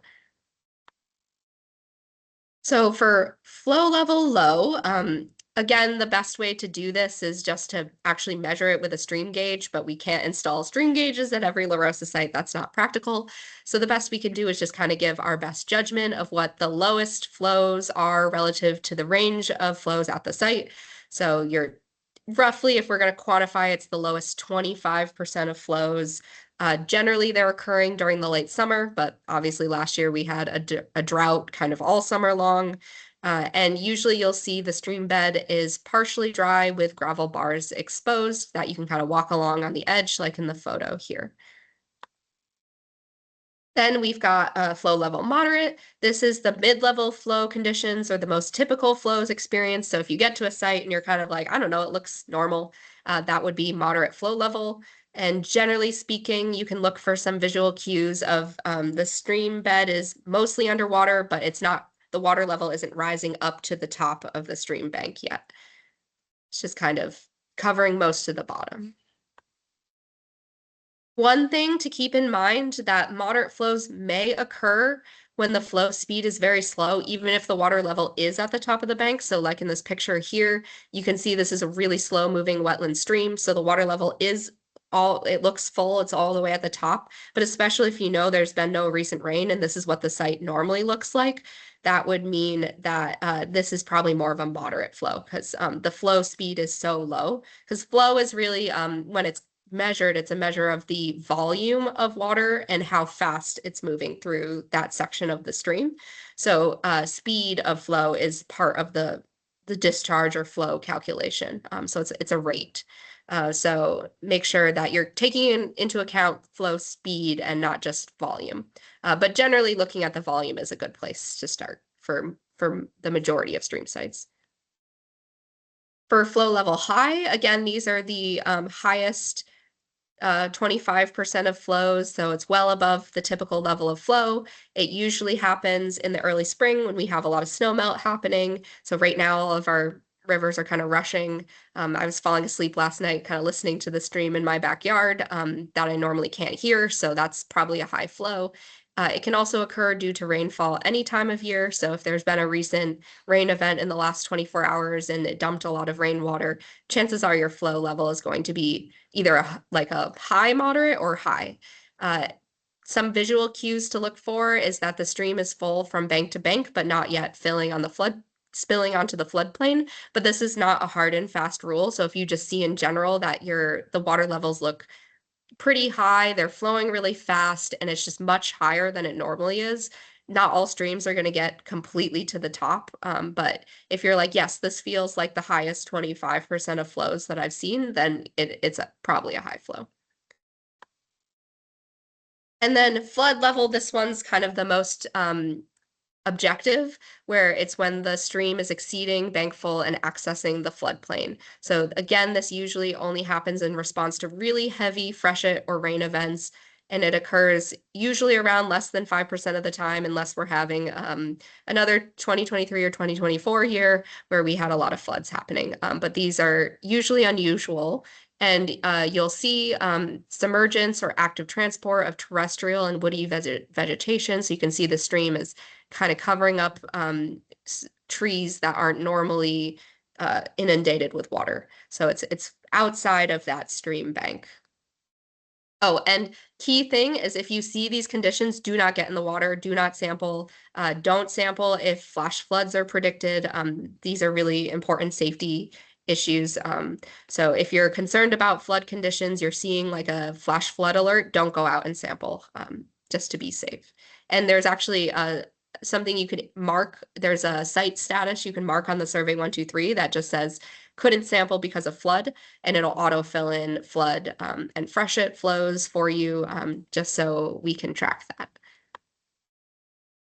So here's a little diagram, a cross section of a stream. You can see in the low flow, it's going to be in the deepest part of the channel, and it's going to be pretty narrowly confined. And then at high flow, it's full from bank to bank, and it's looking quite full and like it's about to spill over. But, you know, it depends on the stream. Every stream is different. So use your best judgment and your understanding of what is typical at your stream site. I'm not going to do the quiz part of this. I'm just going to kind of go through quickly just to show these as examples, just so we have enough time. So this is an example of a moderate stream flow. It could be high flow if it were moving really fast and it were much higher than the normal levels, but generally something like this is going to be moderate. This could be either moderate or low. It's labeled as low, but it could also very well be moderate. It just depends on what's typical of your stream site. And with these larger rivers, sometimes it's kind of hard to tell. But you can usually tell if a stream is lower than normal because you see a lot of like dead algae on the rocks that's used to be underwater and is now exposed. So we saw a lot of this last year with all the drought. And we might see more of it this year again. This one is an example of high flow, so you can see maybe downstream it's actually flooding a bit, but generally it's just like right at the top. You can see it probably was flooding because all the like vegetation is flattened, like it had been overflowing, but now it's receding and it's more at a high flow. This one is probably another moderate flow if that channel, there's obviously been a lot of shifting happening in this channel where that gravel bar is kind of piling up, but it looks like the water's pretty deep in the center there.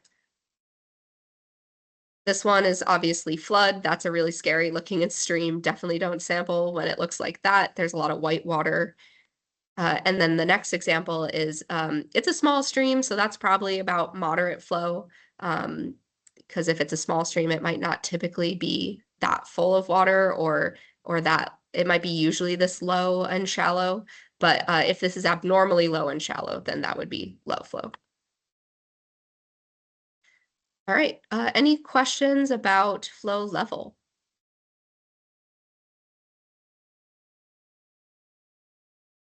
Yeah, so basically the take-home message there is you can look for these kind of visual cues, but overall it's kind of just what you're based on your sense and your kind of gut understanding of what is typical in your stream.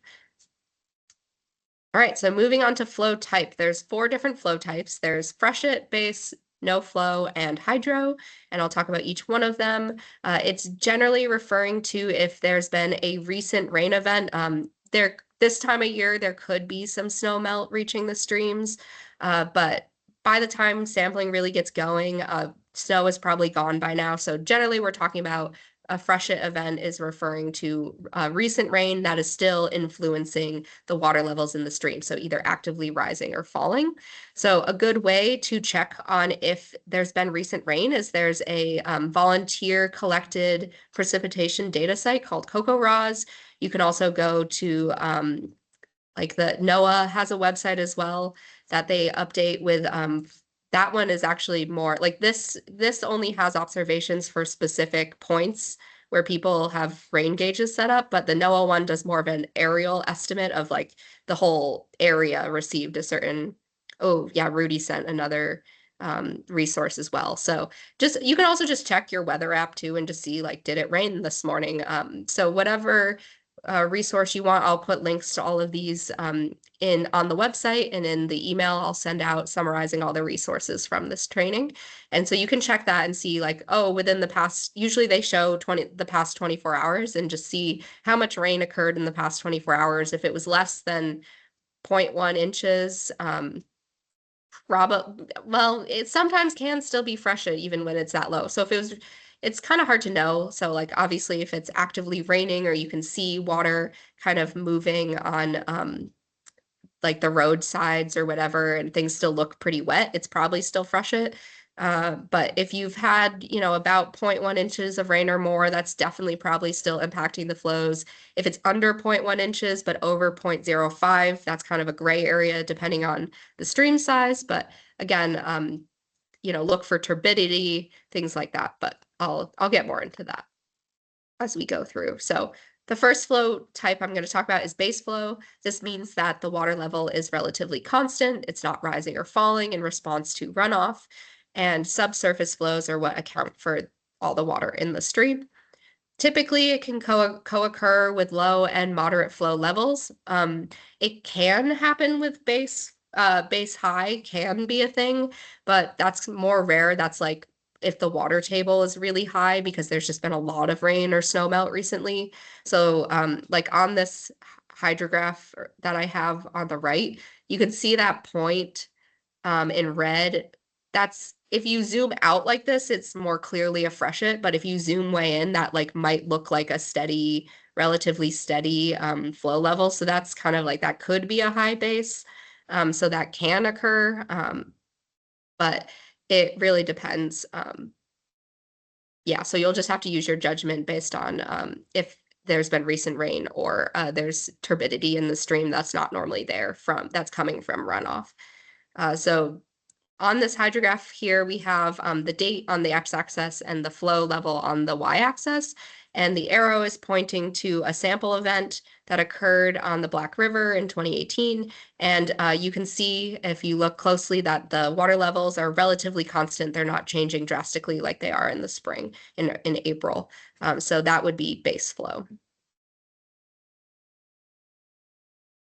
So our other flow type that I've been talking about is freshet. This is when the water level is actively rising or falling in response to rain or snowmelt.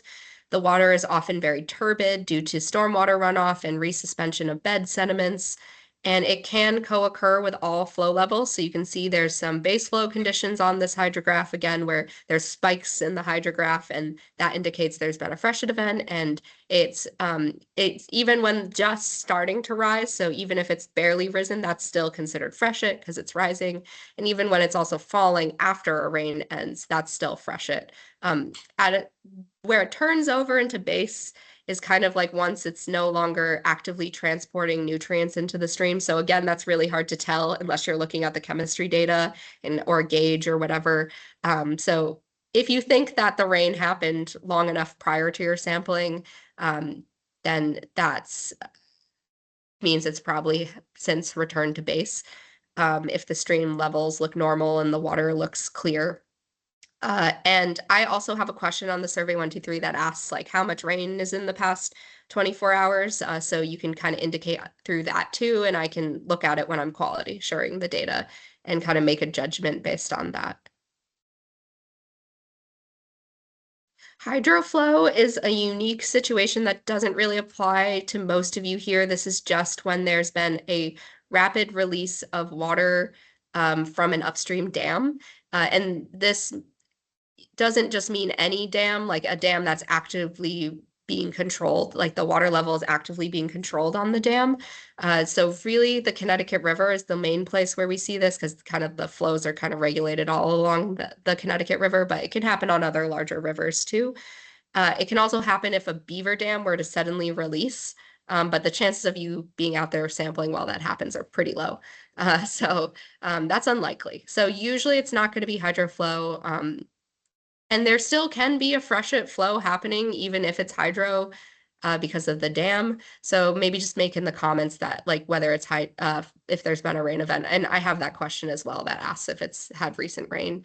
So that's all good to fill out. If you do have a nearby stream gauge that's not on the same river, that could be a good way to check if there's been hydroflow, because if the unregulated stream shows no spike, but then you experienced what feels like a high flow level, then that could be an indication that that's happened. There's also a dam layer on the Agency of Natural Resources atlas map that you can Google and look for the layer of dams if you're not sure if there's a dam in your area. But again, this is only for the type of dams that are regulating water level. A lot of dams are just kind of passive and just sitting there blocking the water, but they're not actively releasing water. And then the last flow type is no flow. This is when the stream is dry or, like we were talking about, more like disconnected stagnant puddles. So here's an example where the water is barely flowing through that culvert, but not enough to really represent typical conditions. So you would not collect a sample. And when you fill out your Survey123, you would select no sample collected due to low flows. And I keep mentioning the Survey123. That's just the forum I use to collect flow observations, and I'll be talking more about that after our next break. And again, only use no flow if you did not collect a sample, not to describe that kind of slow, almost stagnant flow, but when the water's deep enough to sample. And then here again are some examples of turbid versus non-turbid water. So if it's turbid, it's going to look like chocolate milk. really brown, a lot of sediment suspended in the water. It can also be kind of foggy or cloudy looking. And then you can see on the right, the water is crystal clear, so that would be a not turbid stream. When I ask the question of is there turbidity or not, mostly what I'm getting at is like, is there more turbidity than usual? So if your site is always turbid, I mean, you could still say yes, it's turbid, and then just make a note like typical levels of turbidity. I'm mostly just looking for like, is it unusually turbid, or is there a weird cloudy quality to the water that's not usually there, an oily quality? All right, any other questions or strategies or suggestions for how to explain flow observations to volunteers? Yes, so fresh, it can mean the sudden drop and the rise. So it's not just, it can be on the back end of the storm. So the rain might have just stopped, maybe like an hour or two prior, but the water levels are still being impacted by it. That would still be freshet. Again, like I said, it's a gray area though to know when that line is where it crosses over into base flow. So if it's been like more than 12 hours since the rain and it didn't rain that much, it's probably not still freshet. But if it rained a lot or it's a really large stream, like the Connecticut River, sometimes it takes a while for the water to actually get to a large river like that. So keep in mind that small streams tend to be what we call flashier. So they, after a storm happens, they can rise really fast and then drop really fast.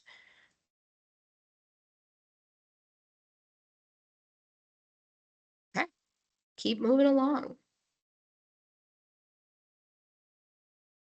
All right, so this is some more review questions. So here's a picture of a sample. I know it's kind of hard to tell what exactly it looks like, but these were from real Survey123 photos submitted.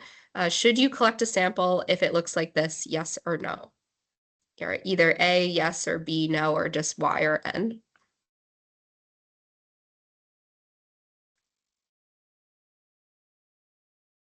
Seeing A's and Y's. Yes, if you can reach it. Yeah. Get that river dipper. So the answer is yes. So in the past, there was confusion about that stagnant flow. So in this case, the water like looks like it's not really moving that much, but it is flowing and it looks deep enough to collect a sample without contamination. So do collect a sample here. What about this? This one's kind of on the line, but I have my opinion.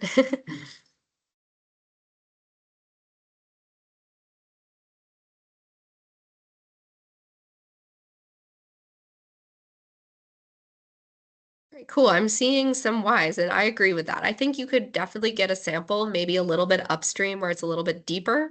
It does look like it's flowing enough. It's not disconnected. So I think you could get a sample in here. Just again, it looks like it has a pretty muddy bottom. So make sure you're not hitting the bottom if you're collecting the sample. But I think there's a spot where that probably has a couple inches of water here. Oh, what about this site?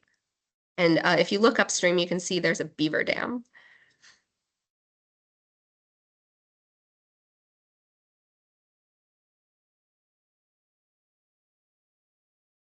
Yeah, I'm seeing a lot of no's. Yeah, so that looks like it would be really hard to collect a sample without contamination.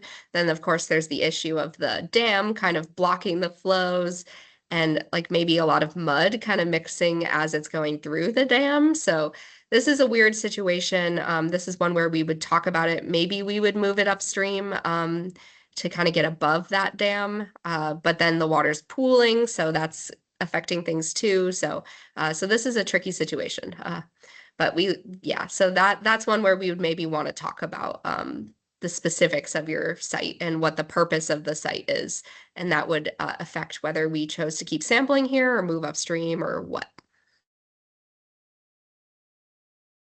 All right, and then in this one, if you look, there's actually a lake kind of off in the distance, and it looks like this trib is about to enter the lake or pond.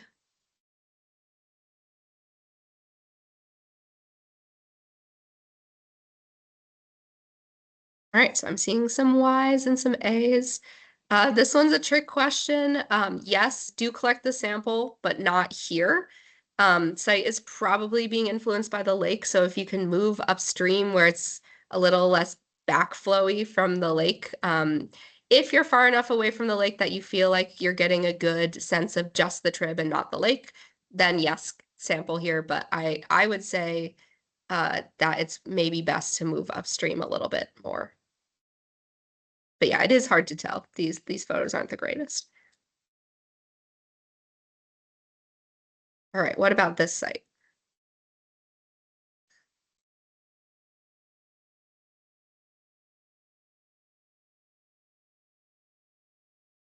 Seeing too turbid, no, no. Yeah, it looks like there's another beaver dam again or some sort of blockage. Lots of no's. Yeah, so that is correct. Don't sample here. Maybe we would sample below. Yeah, what is upstream? Can you walk to it? So maybe farther upstream if there's better, if it's not backing up as much. Or maybe even below that blockage. Because it does seem to be flowing kind of well around it, but it depends on what's downstream. So yeah, this is another one of those situations where you'd have to look around a little bit more. All right, and then what about this one?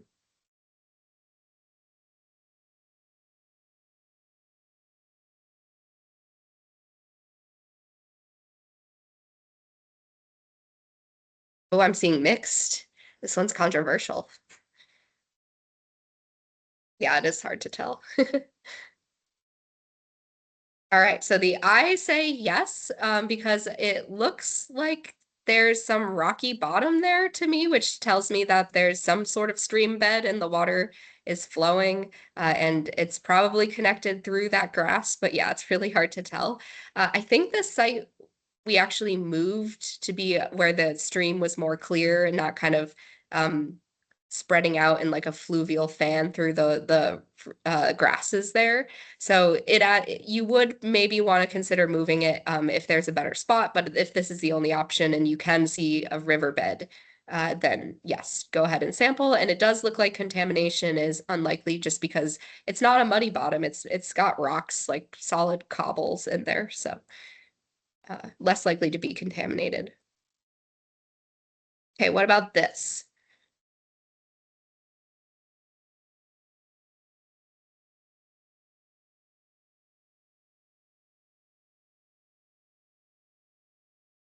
Yeah, I'm seeing N's or no's. Yeah, looks like it's been a recent flood. It's probably receding at this point. If you have checked the weather and you're not worried about like more rain and flash flooding conditions, then and you have a river dipper, that's the key thing. I wouldn't get in the water when the stream looks like that, because that looks like it could knock you over and send you downstream. But if you have a river dipper and you can safely sample from the bank and the weather looks like it's not going to flash flood or anything like that.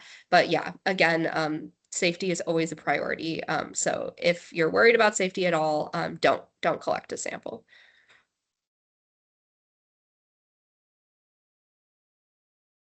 Right.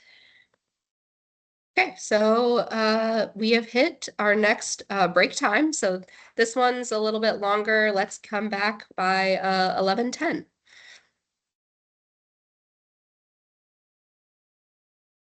All right.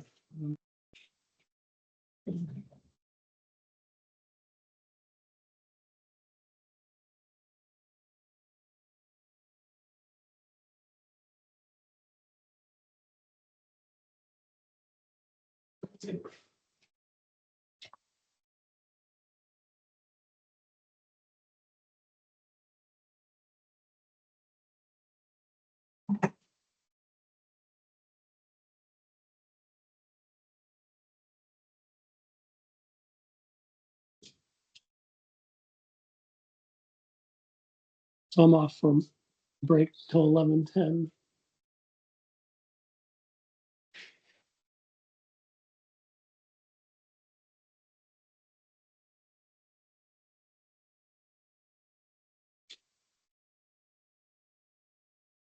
Bigger piece of open water and the line and Cheney Road.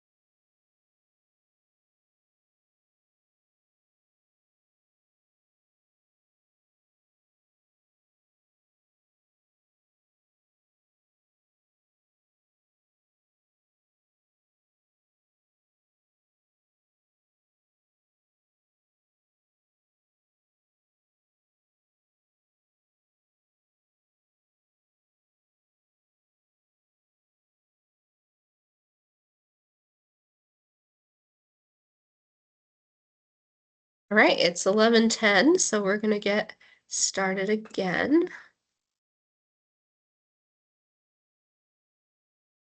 Okay, so as I mentioned, all of the flow observations need to be submitted into the Survey123 Flow observation form.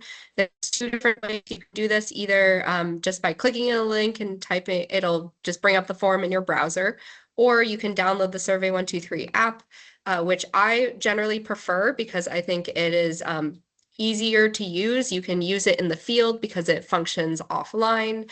It has a lot more features. You can look at your surveys that you've already submitted, edit them, copy an old survey into a new one just to keep all the same information. So I like the app a lot better, but both work fine. And the app is what you need to use if you plan on collecting flow observations right in the field, which I, as the person reviewing the data, find this the most helpful because you can take photos in the app of the stream, which helps me cross-reference anything or know what you're talking about when you're like, this specific thing is happening at my site. And then we can have the data submitted either way, either through the form or through the app, the web form or the app. It ends up instantaneously being displayed in the Flow Data dashboard, which I'll show in a couple slides. So the reason that we use Survey123, either the web form or the app, is it makes the quality assurance way more easy and thorough because I can actually have it automatically upload the flow observations to the database. There's no transfer of writing in the incorrect flow or whatever if I'm doing it manually with Excel. So it's just much better process. It can happen cleanly and automatically. And it compiles it in real time and displays it on the dashboard, which is great.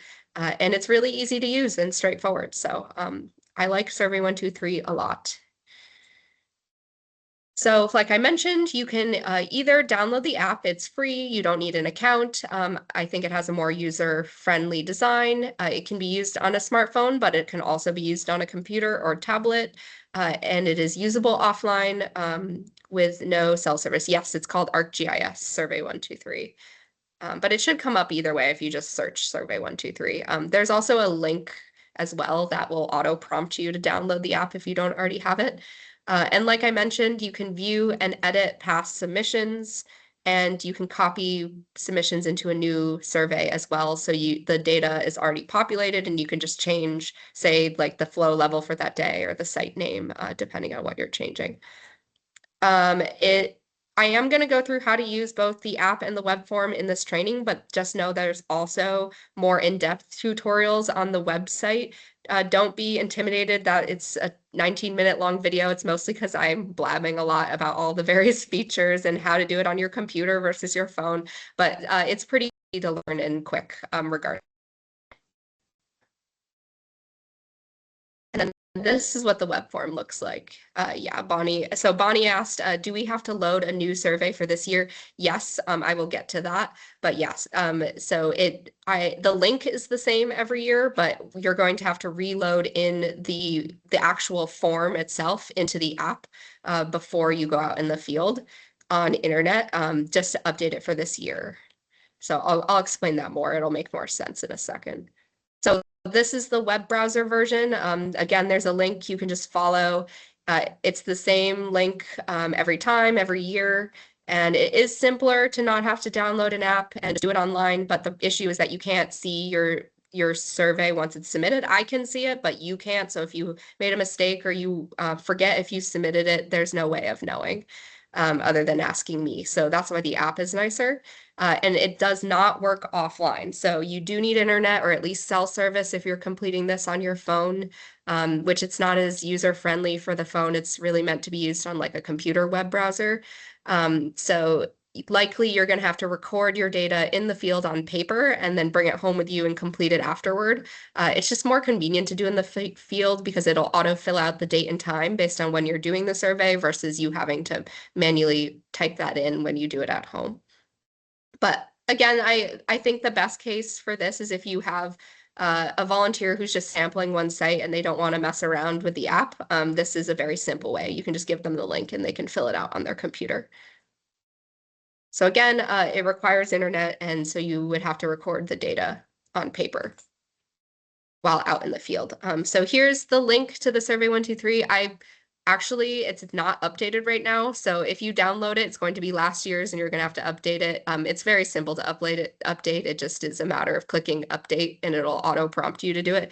But just so you're aware, this will not be this year's Survey123. It is the same link though. So I'll let you know in probably by the end of the week, if not early next week, I'll send out an email. I'll send out all the training resources and I'll say, go ahead and upload the Survey123 form into the app if it's your first time. And if you've already done it before this, you can just go in and update. It'll auto prompt you to update your form for this year. So once you click the link, it's going to prompt you to either open it in your browser or the app. You can pick which one. So if you are choosing the app, you can click open in the app and it'll just automatically open the form. It'll load it into the survey automatically and you will be into the Survey123 app automatically and you'll be all set. If you don't already have the app, you can either click this link here and it'll take you directly to the app in the App Store or the Microsoft Store if it's on your computer. Or you can still click open in the app and it'll still prompt you to get the app if you don't already have it. So this is the easiest way to get the app, but you can also just go to the App Store and search it and download it. And again, a reminder, the app can be used on computers. So even if you're not taking the phone out into the field to submit your flow surveys, or say you're submitting flow surveys on behalf of volunteers, I still recommend using the app because like I said, it makes that process a lot easier. And you can see what you already submitted. And again, if you're somebody who's submitting like a bunch of flow observations for 20 different sites, it's a lot easier when you can just copy the same information that doesn't change from form to form into a new survey, fix the differences that you need to change, like the site name, and then just submit it with it already all filled out ahead of time. So if you're using the app, here's the protocol. So you're going to open the app or download it if you haven't already, click continue without signing in, since you don't need an account. If you do happen to have a GIS account, feel free to sign in, but you don't need to. And if this is your first time using the app, you're going to just see a blank screen. There's going to be nothing there. So that's what I mean when I'm saying you have to load in the LaRosa specific flow data form. So to do that, you're either going to type the link or scan the QR code, which is, I think it's maybe in the next there. So there's a QR code scanner. You can also just follow your camera on your phone as well. So you're going to want to click that link and it'll take you to that page, like I said, back here, and you can choose open in the field app. And from there, it will be loaded in to your Survey123 app. And from there on out, it is in the app. You don't need to reload it in. You don't need to click the link again. And you can use it offline. So once you see it show up in the app, it will look like this. So once you see this LPP flow data in your app, that means you're all set for the year. Unless this is your first time using it this year and you may need to update it from last year, because especially if you already have it in your app from last year. So like I said, this needs to be done once at the beginning of the season, and then once it's there, it's there. So if you do need to update it from last year, I'll just go through that process really quickly. It's super easy. Again, you have to do this once before you go out at the beginning of the season. Once I'm ready, I haven't updated it, pushed the update yet. But when I do, I'll let you know. And all you have to do is you'll see auto prompted at the top, updates available. And you'll just go ahead and click that and it'll say, do you want to update the survey? And you'll say yes, and it'll just do it and it'll all be fast and easy. The main thing is just make sure you're on internet, because it is possible, I've seen this happen, I don't know how, but people somehow took it out in the field, maybe never had access to internet, and were able to somehow use the survey from last year and submit it. And that's fine, but not ideal because your sites won't populate correctly because it'll be your sites from last year, not this year. So once you have it in the app, you just have to click onto the LPP flow data form and it'll show the next page, which will have a little blurb describing why we collect flow data observations. Then you can just click collect when you're ready to collect. So ideally, that's when you're in the field. And like I was saying, you're gonna want to do, I said this previously, but you're gonna want to submit one Survey123 observation for every site you sample for every sample event, but you only need to do one. So if you're collecting a duplicate, don't submit two Survey123s. The flow hasn't changed. It's still the same for both. So just submit one per site. And even if you don't collect a sample, you still need to fill out the Survey123, because this is how I keep track of if a Survey123 is missing or not. Because if I can't tell the difference between you didn't collect a sample and the survey is missing. So if you collect a sample and say, I didn't collect a sample, or if you don't collect a sample and you actually indicate that on the survey, then I know, okay, a sample wasn't collected on purpose. So just make sure there's one survey per sample event, whether you sampled or not. But yeah, and that's basically what that's saying there. So once you are filling out the survey, you're going to go ahead and type the sampler name. This is not required. So if you're doing a bunch of sample surveys on behalf of somebody else, you can just leave this blank so you don't have to keep typing in all the individual names. But it is helpful to have if we're wondering who actually collected the sample if something went wrong. And it's pretty easy to fill out. Then you're going to choose your organization. There will be a drop-down list you can select from. You can start typing in the name of your organization. It'll pop up. And then once you select your organization, it'll give you a drop-down of all your sampling sites specific to your organization. Then you're going to go ahead and just take a look at the location, date, and time, which if you're doing in the field, these will all auto-populate for you, so you won't have to do anything. If you're doing it after sampling, you will have to change these to actually reflect the date and time of sampling. The location, you can just leave it wherever you are, even if that's your house or something, but then just be aware it won't show up properly on the map of the flow data dashboard. It'll show up at your house, not your sample site. So it is helpful to have that change to the coordinates of the site, but it's not critical, especially if you're submitting a lot of surveys on behalf of your volunteers, because I do have the actual coordinates, so I don't need them. It's just more for display purposes. Yes, will someone asked, will it add the new, I believe, sites for this year as what is being referred to? And right now it is not updated, so it will still have, if you still have the form in your app from last year, it will have last year's sites. But once you click update, it'll auto fill in this year's sites. So that's what I need to update basically, is I need to put in this year's sample sites into the drop down lists. And then the next thing you're going to do once you have the date, time, and location is just select the sample site status, which is just indicating, did you collect a water sample? If you did, just click that. If you did not, there's a couple different reasons you can indicate. So either because it was at flood stage, and then that saves you some clicks because it'll auto fill in that it was flood and fresh at flow. And then the other option is it's dry or water levels are so low that you can't collect a sample, and that will auto fill in as no flow, so that it just saves you a little bit of time. And then the last option is not sampled for other reason, and this leaves flow blank. And you can type in why you didn't sample or not. It doesn't really matter, but that's just like I mentioned, it's just a good way for me to keep track that a sample was purposely not collected and not just a survey is missing. All right, so the lab sample ID, this is again not a required question, and it's really only helpful if you're doing it in the field. And the reason I ask this is because sometimes people accidentally grab the wrong bottle, and this helps me cross-check that, because every sample has a unique veil ID, and if the veil ID is incorrect for the site you have listed on the survey and they don't match, then I know that the bottle was swapped. So it's really just a cross-reference for QC. So if you're in the field and you have the time to write in that bolded veil ID on the label of your sample, that's great. If you are doing this after the fact or you're submitting on behalf of volunteers, don't worry about this section. You could leave it blank. So this is that veil ID that I'm talking about.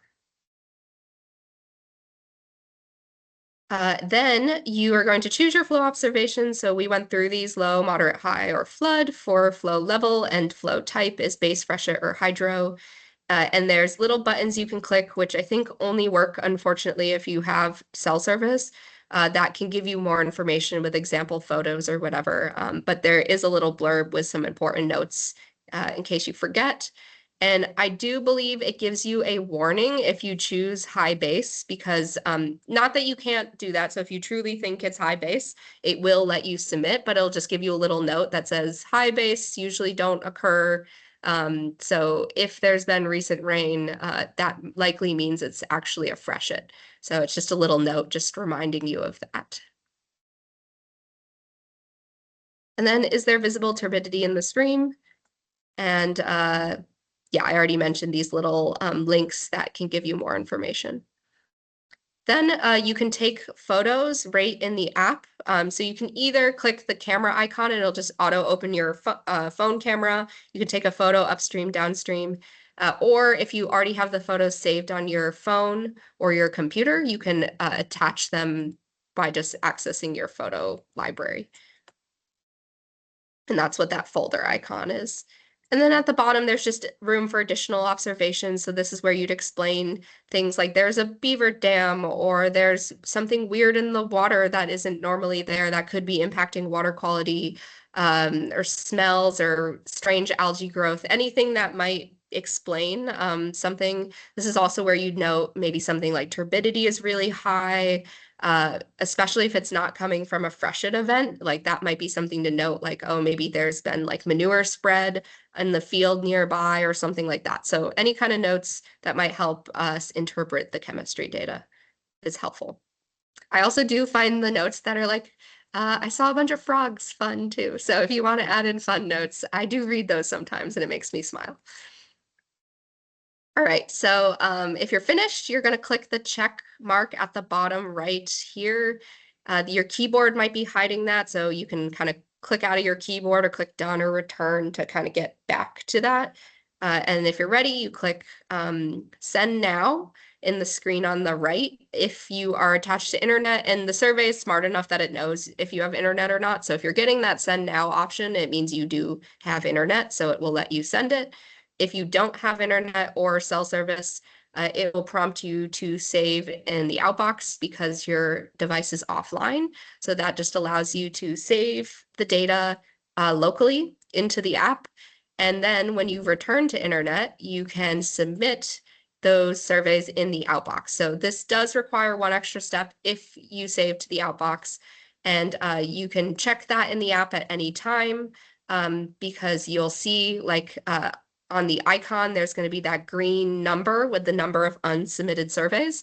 So that's just letting you know that you have unsent surveys in the outbox that still need to be sent. Otherwise, they won't show up for me in the dashboard or in my database. So also there will be an outbox listed as one of the options. So you've got that collect button, and below that, the outbox will pop up if you have surveys in it. Otherwise, it just won't be there. And there's also a sent folder box as well. So that will show you sent surveys, and it won't be in the sent. So you can click on the outbox tab and it'll bring up all the surveys that you have unsent, and you can just click send in the bottom right. It's pretty straightforward. All right, so for the web form, it's pretty much the same process. The only difference is you're selecting open in browser when you click the link. And again, you need internet. So you're going to have to record your flow observations somehow on paper or somehow in the field. So when you come back from sampling, you can complete the survey. Just make sure, again, you're correcting the date and time, because that will auto-populate with the current date and time that you're filling out the survey, not when you were sampling. So you'll have to go back and fix that. And again, photos are not required for this, but if you do happen to have some photos, you can attach them from your computer. So that is helpful. And it is the same link to get to the to load in the form into the app. It's the same link as the web browser. So it's to keep it easy, it's one link for everything you need to do. So this is what the flow data dashboard looks like. So I'm going to try to do a live demonstration of this. So let me pull that up.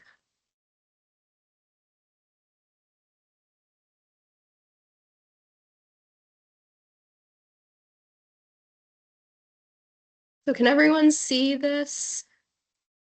Let's see. I think so. I think that's sharing the right screen. So basically up here at the top, we've got the sample year. So if you want, if you click none, that's like all flow observations of all time. And you can see here, this tracks how many total flow observations. So we've had over 7.8 thousand flow observations submitted, but it will automatically select this year. I think we have one test one for this year so far, but yep, none yet this year. But for 2025, you can see we had 1.8 thousand observations submitted. The colors on the dots represent the flow level, which is also depicted in this. The breakdown is in this pie chart here, showing the number of surveys for each flow level and then flow type. And then if you zoom in, the flow type is represented by a shape. So base flow is square and freshet is triangle. And you can zoom in, you can select a site here, or I guess I'll start here too. So you can select a partner organization. So if I pick Lake Fairley, it'll zoom in on Lake Fairley sites. I can select a sample event. So if I click 2026, there's none because there's no samples from 2026 in 2025 up here. So just make sure you're using the right ones for that year. So here's the event 7 samples.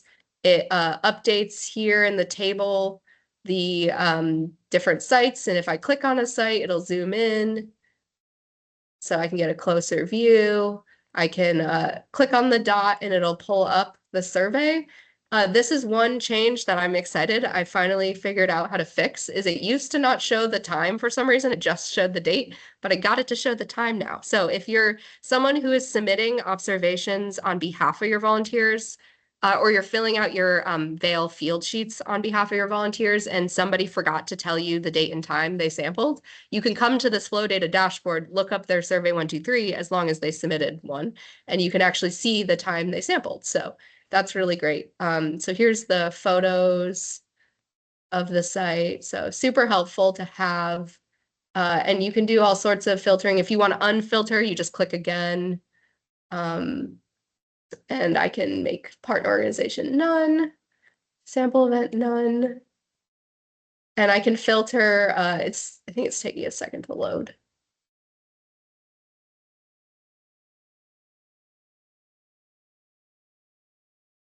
I can clear the selection. Oh yeah, so that allowed me to clear the selection. I can also change some things here. So here's my legend. I do have the major watersheds outlined in here. This bookmark allows you just to return to the initial extent of the map. You can change the base map layer if you want to look at satellite imagery or something like that. And then I also have layers for the set sampling site coordinates. So if you want to see where I have the coordinates listed, you can turn that on and then compare it to where the flow observations were actually collected. So you can see like these ones are pretty good.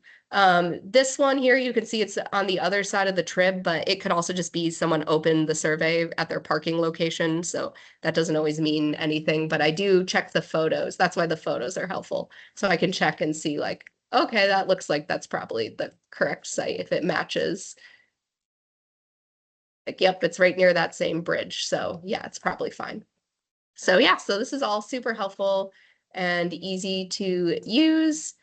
And the reason I'm showing you this is because, oh, and then there's one more feature I did add this year that's a little new, is instead of looking at things in this table form where it shows the number of surveys for each site, if you click over here, it shows you the individual surveys. Unfortunately, it doesn't include the photos, but that's also just another way of clicking through the individual surveys other than just clicking on the dots here. So on the map. So if you are somebody who is a project coordinator and you are to make sure that your volunteers have submitted all their Survey123s, then the easiest way to do that is to choose your organization, choose the sample event you're reviewing. So if I'm reviewing sample event 1, and I go back to the table over here, so every site, so this is the number of sites observed, if that should be your total number of sites. So if there's 14 sites and there's 14 observations and there's 1 at each site, that's great. You can also see, it's easier to see at the end of the season if there's some missing. So 8, there's supposed to be 8 for everyone. This one only has 7. So at some point, a flow observation survey didn't get submitted. I did the QC and I know that those are supposed to be missing and there just never was a survey. But that's why things can slow me down if there's not a survey submitted, even when a sample wasn't collected, because I don't know if this is a missing survey or if it just wasn't sampled unless you fill out the Survey123 still. So, so that's the protocol, and that is the responsibility of each of the partner coordinators to go through if you do have volunteers submitting Survey123s to make sure that they're submitting their data.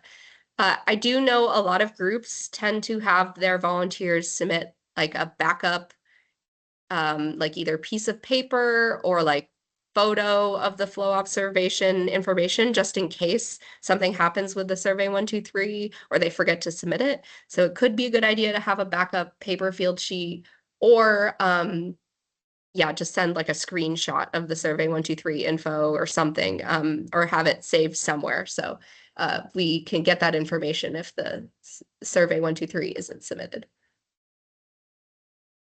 All right, so I think that's pretty much the flow data dashboard. Go back. Oh, and it can be found on the website. So here's where it is under the quick links section of the website. And it's also under the training and protocols section as well. And there's all the training videos, I think, are listed. So there is a separate training video on how to use the flow data dashboard as well, if you forget how to use it. So that's linked with the flow data dashboard right under that quick links section.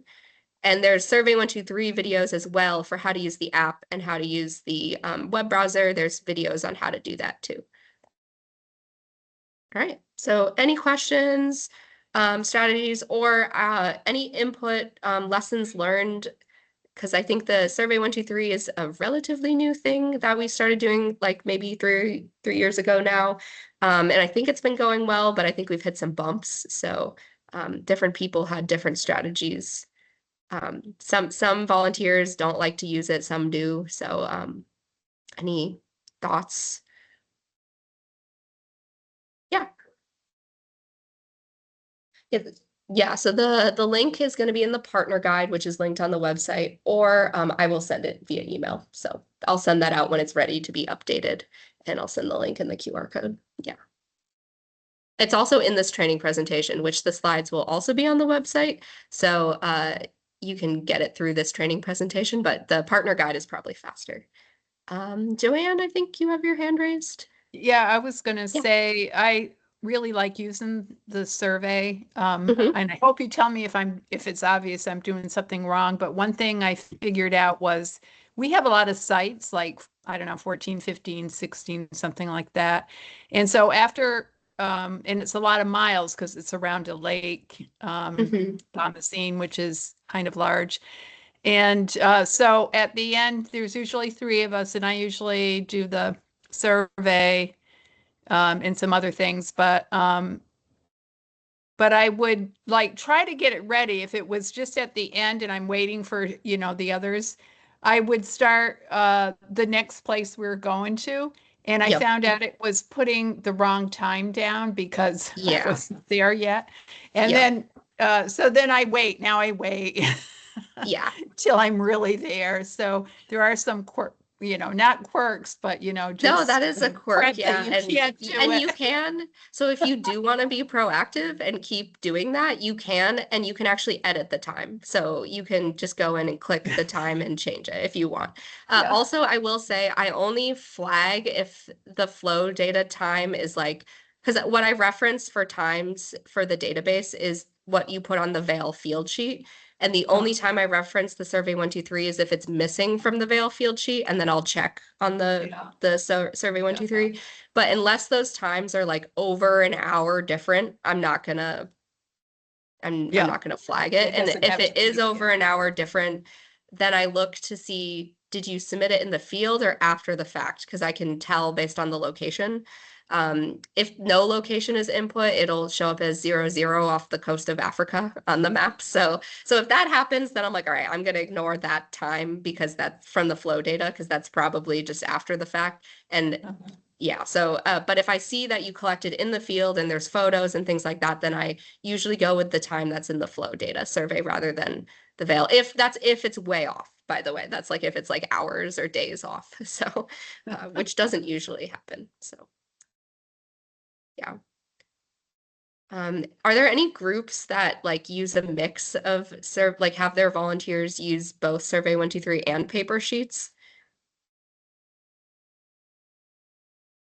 All right, Kate says you do. How do you feel about that? Like, do you like having both, or is it just extra work? It's a little bit of extra work. I feel a little bad just making the volunteers do two separate things, but at the same time, it's sometimes helpful just to sort of cross-check with what's going into the Survey123. Sometimes people put things in differently, or or there's some question and they might scribble something on their data sheet. And so it does help to like sort of have that backup and be able to have a little more information that we can ask them. We also ask them like on their paper data sheet to collect, or like make notes, have additional blurbs in there. They don't always do that, but it can be helpful.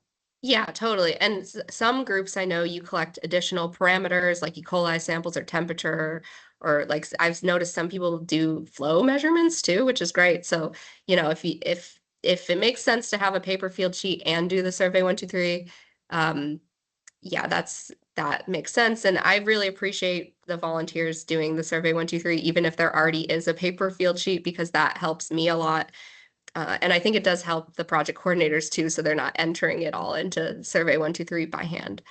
But like I mentioned, if you are doing that and you have a bunch of papers in front of you and you're entering each one in, you can fill out one survey, and then there's an option to copy the survey into a new form, and it'll keep like your organization name the same. If the flow observations are the same, it'll keep that all in there, and then you can just change the site. So it just makes that process so much smoother in the app only. So only the app will allow you to do that. And you can even do it on the computer too, because you can get the app on your computer.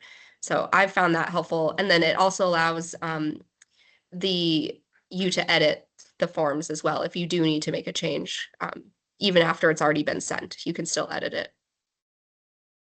And all this is explained in the video on the website. So if you are curious how to use that, check out that video. It's at the end. All right, so we're going to get into review again. So if you go to a site and it is dry, you don't collect a sample. So you shouldn't submit a flow observation survey, true or false. Great. I'm seeing a bunch of falses. Yes, false. And it's kind of reversed where I don't know why false is A and true is B, but trying to mess people up, I guess. So definitely still submit a flow observation survey. Select the status that says flow was too low to collect a sample. Same thing if you miss a sample because of vacation. If you end up rescheduling and you still collect within that sample period, then you don't need to like say I didn't sample and then 2 days later you do sample. Like, don't worry about that. I just mean like if you completely miss a sample for an entire 2-week period, still submit a Survey123. All right, so this next one is a bit complicated. You are on vacation and did not collect a sample on your normal day. You should A, make an educated guess on what the flow level and type was and submit the survey. B, reschedule your sampling for another day before the next sample pickup and submit a flow survey. Or C, submit a flow survey and choose the sample status option not sampled for other reasons. I didn't know this question was coming, but I must have like intuited it because I just said the answer. All right, so I'm seeing a mix of B and C, and actually both are correct. So option B is the preference. So if you can reschedule before the next pickup, go ahead and collect your sample later and submit a Survey123 whenever you do collect that sample. If you can't redo the sample, then just submit that you didn't collect a sample for other reasons, which is option C.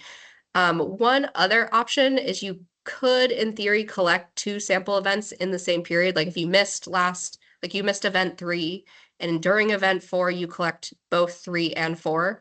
That is an option as well. That's just like more logistically complicated, especially if you've got volunteers helping you out. So sometimes it's just easiest just to skip the sample. But if you're the only one collecting samples for one site or 2 sites, and you're like, I'm gonna miss this 2-week period because I'm on vacation, but I can collect 2 when I come back, then that's fine. And that would be more of like the B example. Yeah, and someone said, make sure it's 1 week apart. That's ideal. Yeah, so try to keep it, like it wouldn't be helpful to go to the site and collect 2 samples on the same day, or even like 1 day apart. So try to keep about a week apart, but if it's 5 days apart, that's fine. That's not the end of the world. All right, so question 3, it is Megan's responsibility to review the flow data dashboard for missing flow observations.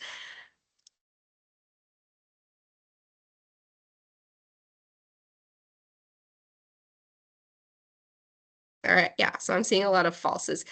Technically, it is still ultimately my responsibility because if things are missing, I will try to figure it out. But ideally, it is the coordinator's job because when I have to go through hundreds of missing samples or surveys, that's really hard for me to track that down. And I'm only going through it like after the fact, usually after the season's over.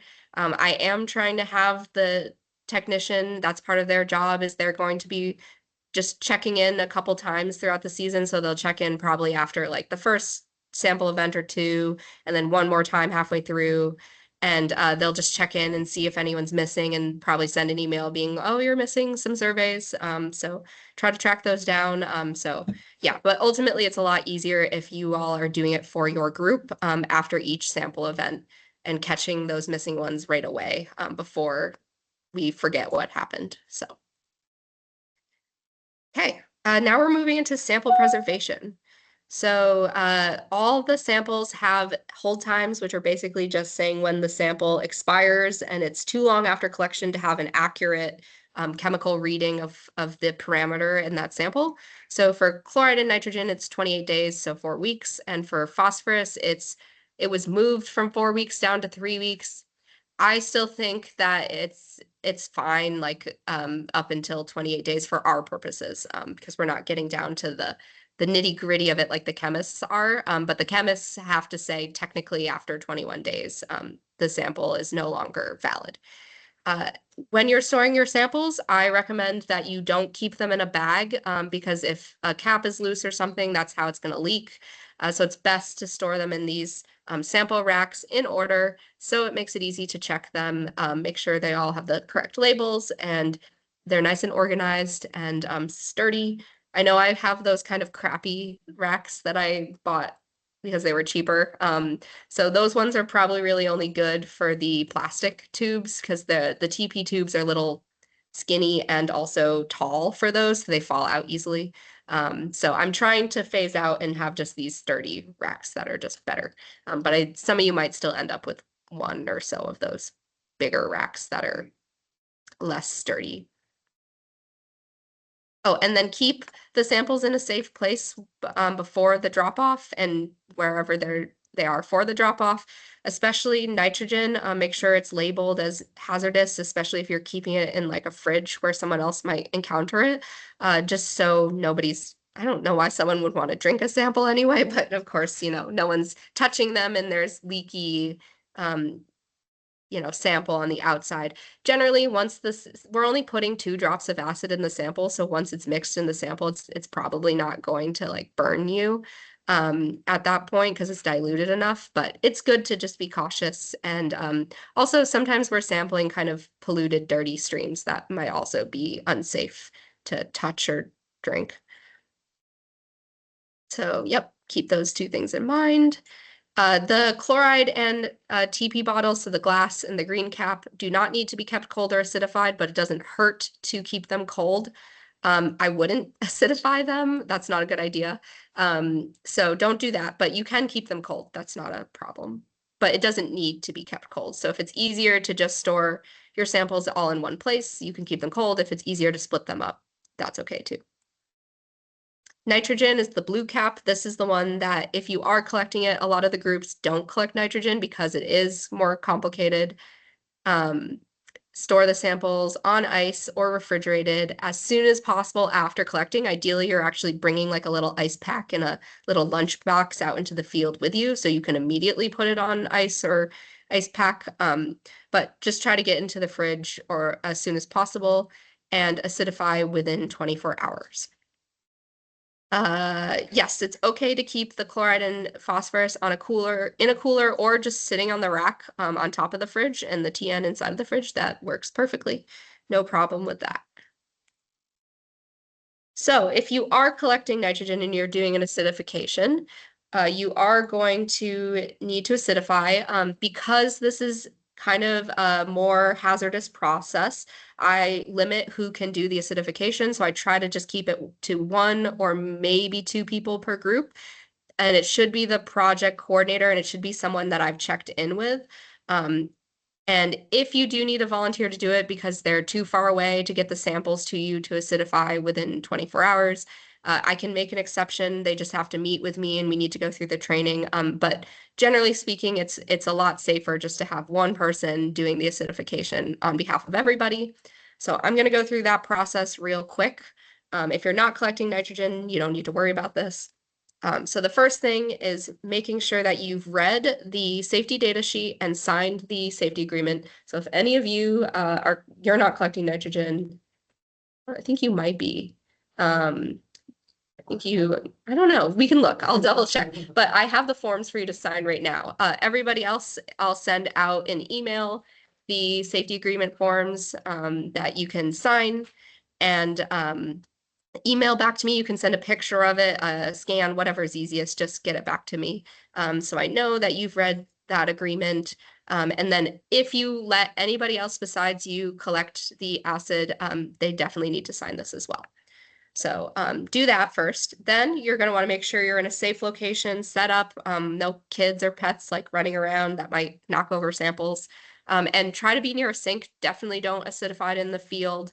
But yeah, try to be near a source of water. If you don't have a sink nearby, at least have like a cup of water, a jug of water if you need to dilute any spilled acid.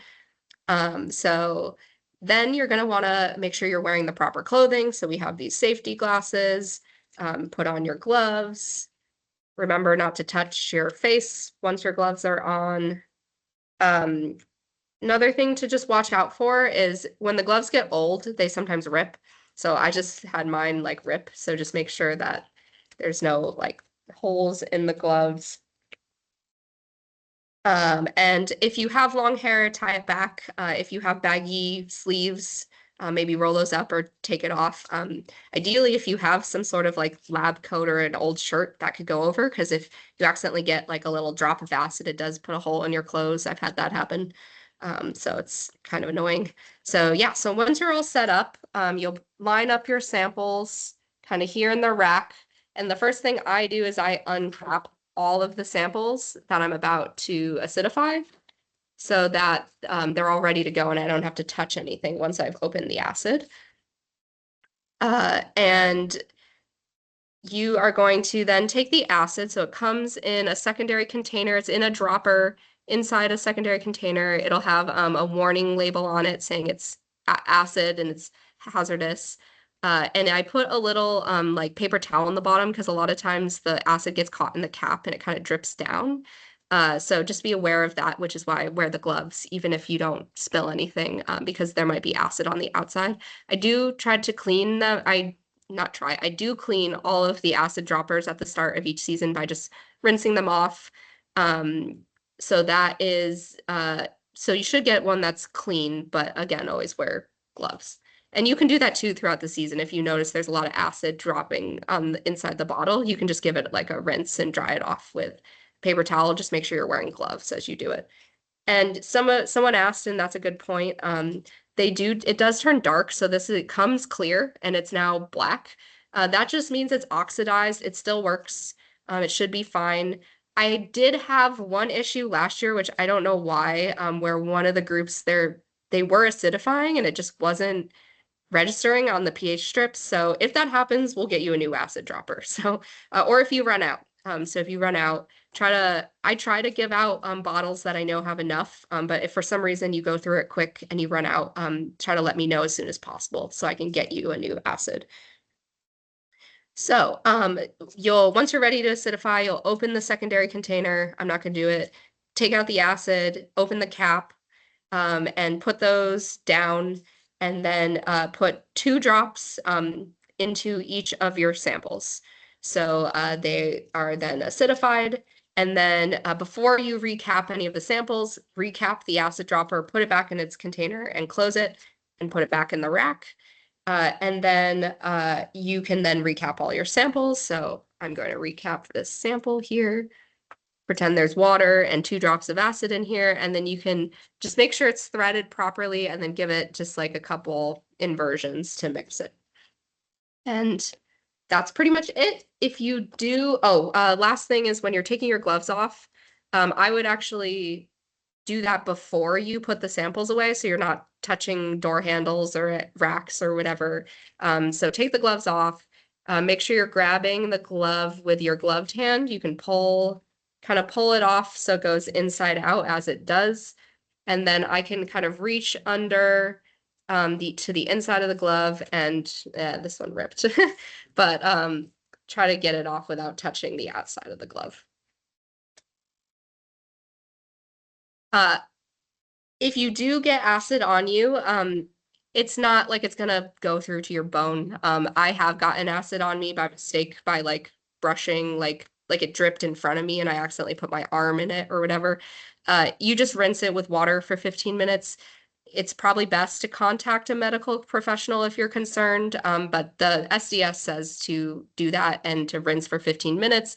And especially that's why we try to keep the water on hand so you can dilute it immediately and just wash it, and that won't cause any lasting issues. If you do have, it is possible, I suppose, someone might have like an allergy they don't know about or a sensitivity. So that's why I think it's best to keep in mind that you might need to contact a medical professional if your judgment says that's the best idea. And then if you spill it, it's in a dropper bottle, so it shouldn't really spill. But if you happen to get a drop that splashes out or something like that, you can just wet a paper towel or a sponge and just wipe down the area, and then wipe it down again with some more soap and water just to make sure. And if you somehow spill a lot of it, again, absorb it with a paper towel or a sponge, and then rinse that paper towel and sponge with water to dilute it, and then throw it away by putting it in a Ziploc bag, and then throw it away into the trash. All right, so I think that's pretty much it with acid. Oh, this is the procedure. I forgot to change slides. And make sure you wash your hands when you're done too.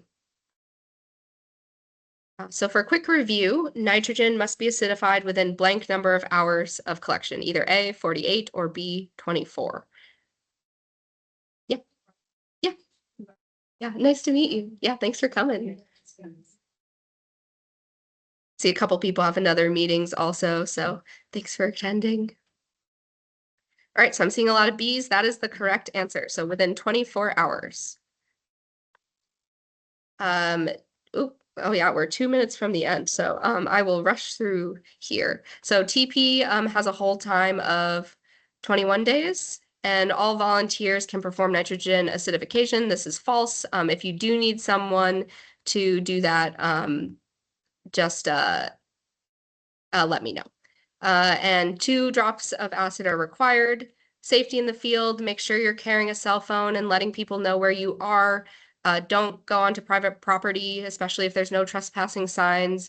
Do not monitor if it's at flood stage. Try to have some first aid or medical information on your volunteers in particular. Be aware of a nearby hospital if you need to. And definitely big one, listen to weather reports ahead of time so you know if severe weather is predicted. And another one we might not think about is not walking on unstable stream banks that might collapse underneath you and you might fall into the river. So be aware of that, and be aware of wildlife, insects, and skin irritating plants. So poison parsnip, poison ivy, ticks. I think we all know about these as people who are in the field a lot. And then just quickly, I'm going to point out for our data access, you will be emailed PDFs of raw data from the lab throughout the season. So as soon as they get the sample processed for all that entire order, they QC it and then they release the data. And it takes about a month or so. Keep in mind, though, that this has not been QC'd by me with like a LaRosa specific lens. So they don't know if like a sample has been swapped or contaminated. They just can tell you that that's the correct reading for the sample they received. So do not share this data publicly, but please do look at it and review it for suspect values. So that would mean really, really out of the box, like extreme values, not collected during a freshet event, because often TP and TN can be quite high, especially near like farms and things like that during a rain event. But if it's base flow and everywhere else is really low, and you see like a 400 value, like, or like 1,000 or something like that, and that's abnormal for that site, let me know. If you see duplicate samples that are very different from each other, like beyond a 50% or 100% difference, that's another thing to keep an eye out for. And then again, don't forget to check for missing flow surveys in the dashboard. So there's that. I am still working on the QC. The 2024 data is QC'd at this point, so if you need it, let me know. The sticking point is getting it published in the database. 2025 haven't even gotten to really yet, except for very beginning stages of it. So that is coming, and hopefully with the help of a technician, I'll be able to catch up on that and get on a schedule where the data is released before the next sampling season. So, because this time of year, it just gets to the point where I'm like, I have to focus on making this year happen, and I can't get back to last year's stuff. So we're working on that, and you can find all the various ways to access the data on the website, and there's a video as well that explains how to use all those. So that is here. Also, you can click on the data and reports subpage, which takes you to all of our various data presentation tools in their various stages of being updated. But they do have all data through 2023 at the moment, except for the Power BI, which is just completely, it's pretty much defunct at this point because I do have an updated version. It's just not finalized and I haven't released it, but all the other reports are good to go through 2023. So that's some examples of our monitoring site details report, which just shows all the various monitoring sites for your organization and its associated info. And this is for all time, so it shows what years the sites were monitored. And then we have the chem data and the flow data and the chemistry data report as well. And you can export those. So I don't think I'm going to have time to get into why we use the data, but this is basically just an explanation of the monitoring matrix that many of you are familiar with if you nominated sites. So if you do have questions about what the data is used for, at least from the DEC side of things, I'm happy to chat more about that, but I'll leave that slide up. But yeah. Thank you. I know we're at 12:03, so thanks everyone for hanging in for an extra 3 minutes. And if you do have any questions, I'll stick around for another couple minutes. And this recording will be shared. I'll email it out to all the coordinators and to anyone who emailed me specifically requesting it. And you can request it through that email on the screen. And I will also be posting the recording and the slides on the website too. Yeah, thanks everyone for coming. Thanks, Megan. Thank you.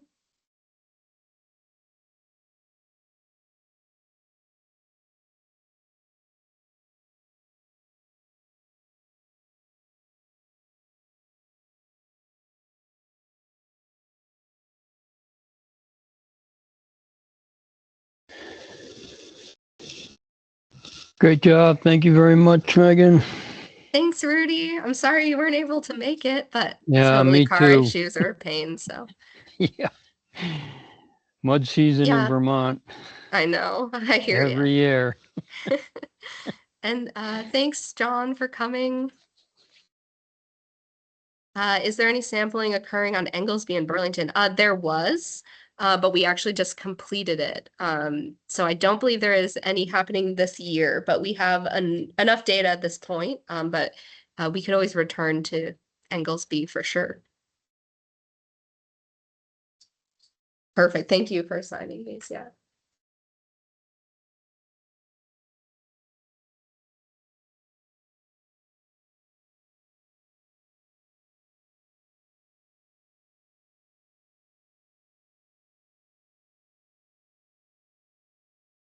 All right, so I'm going to stop the recording.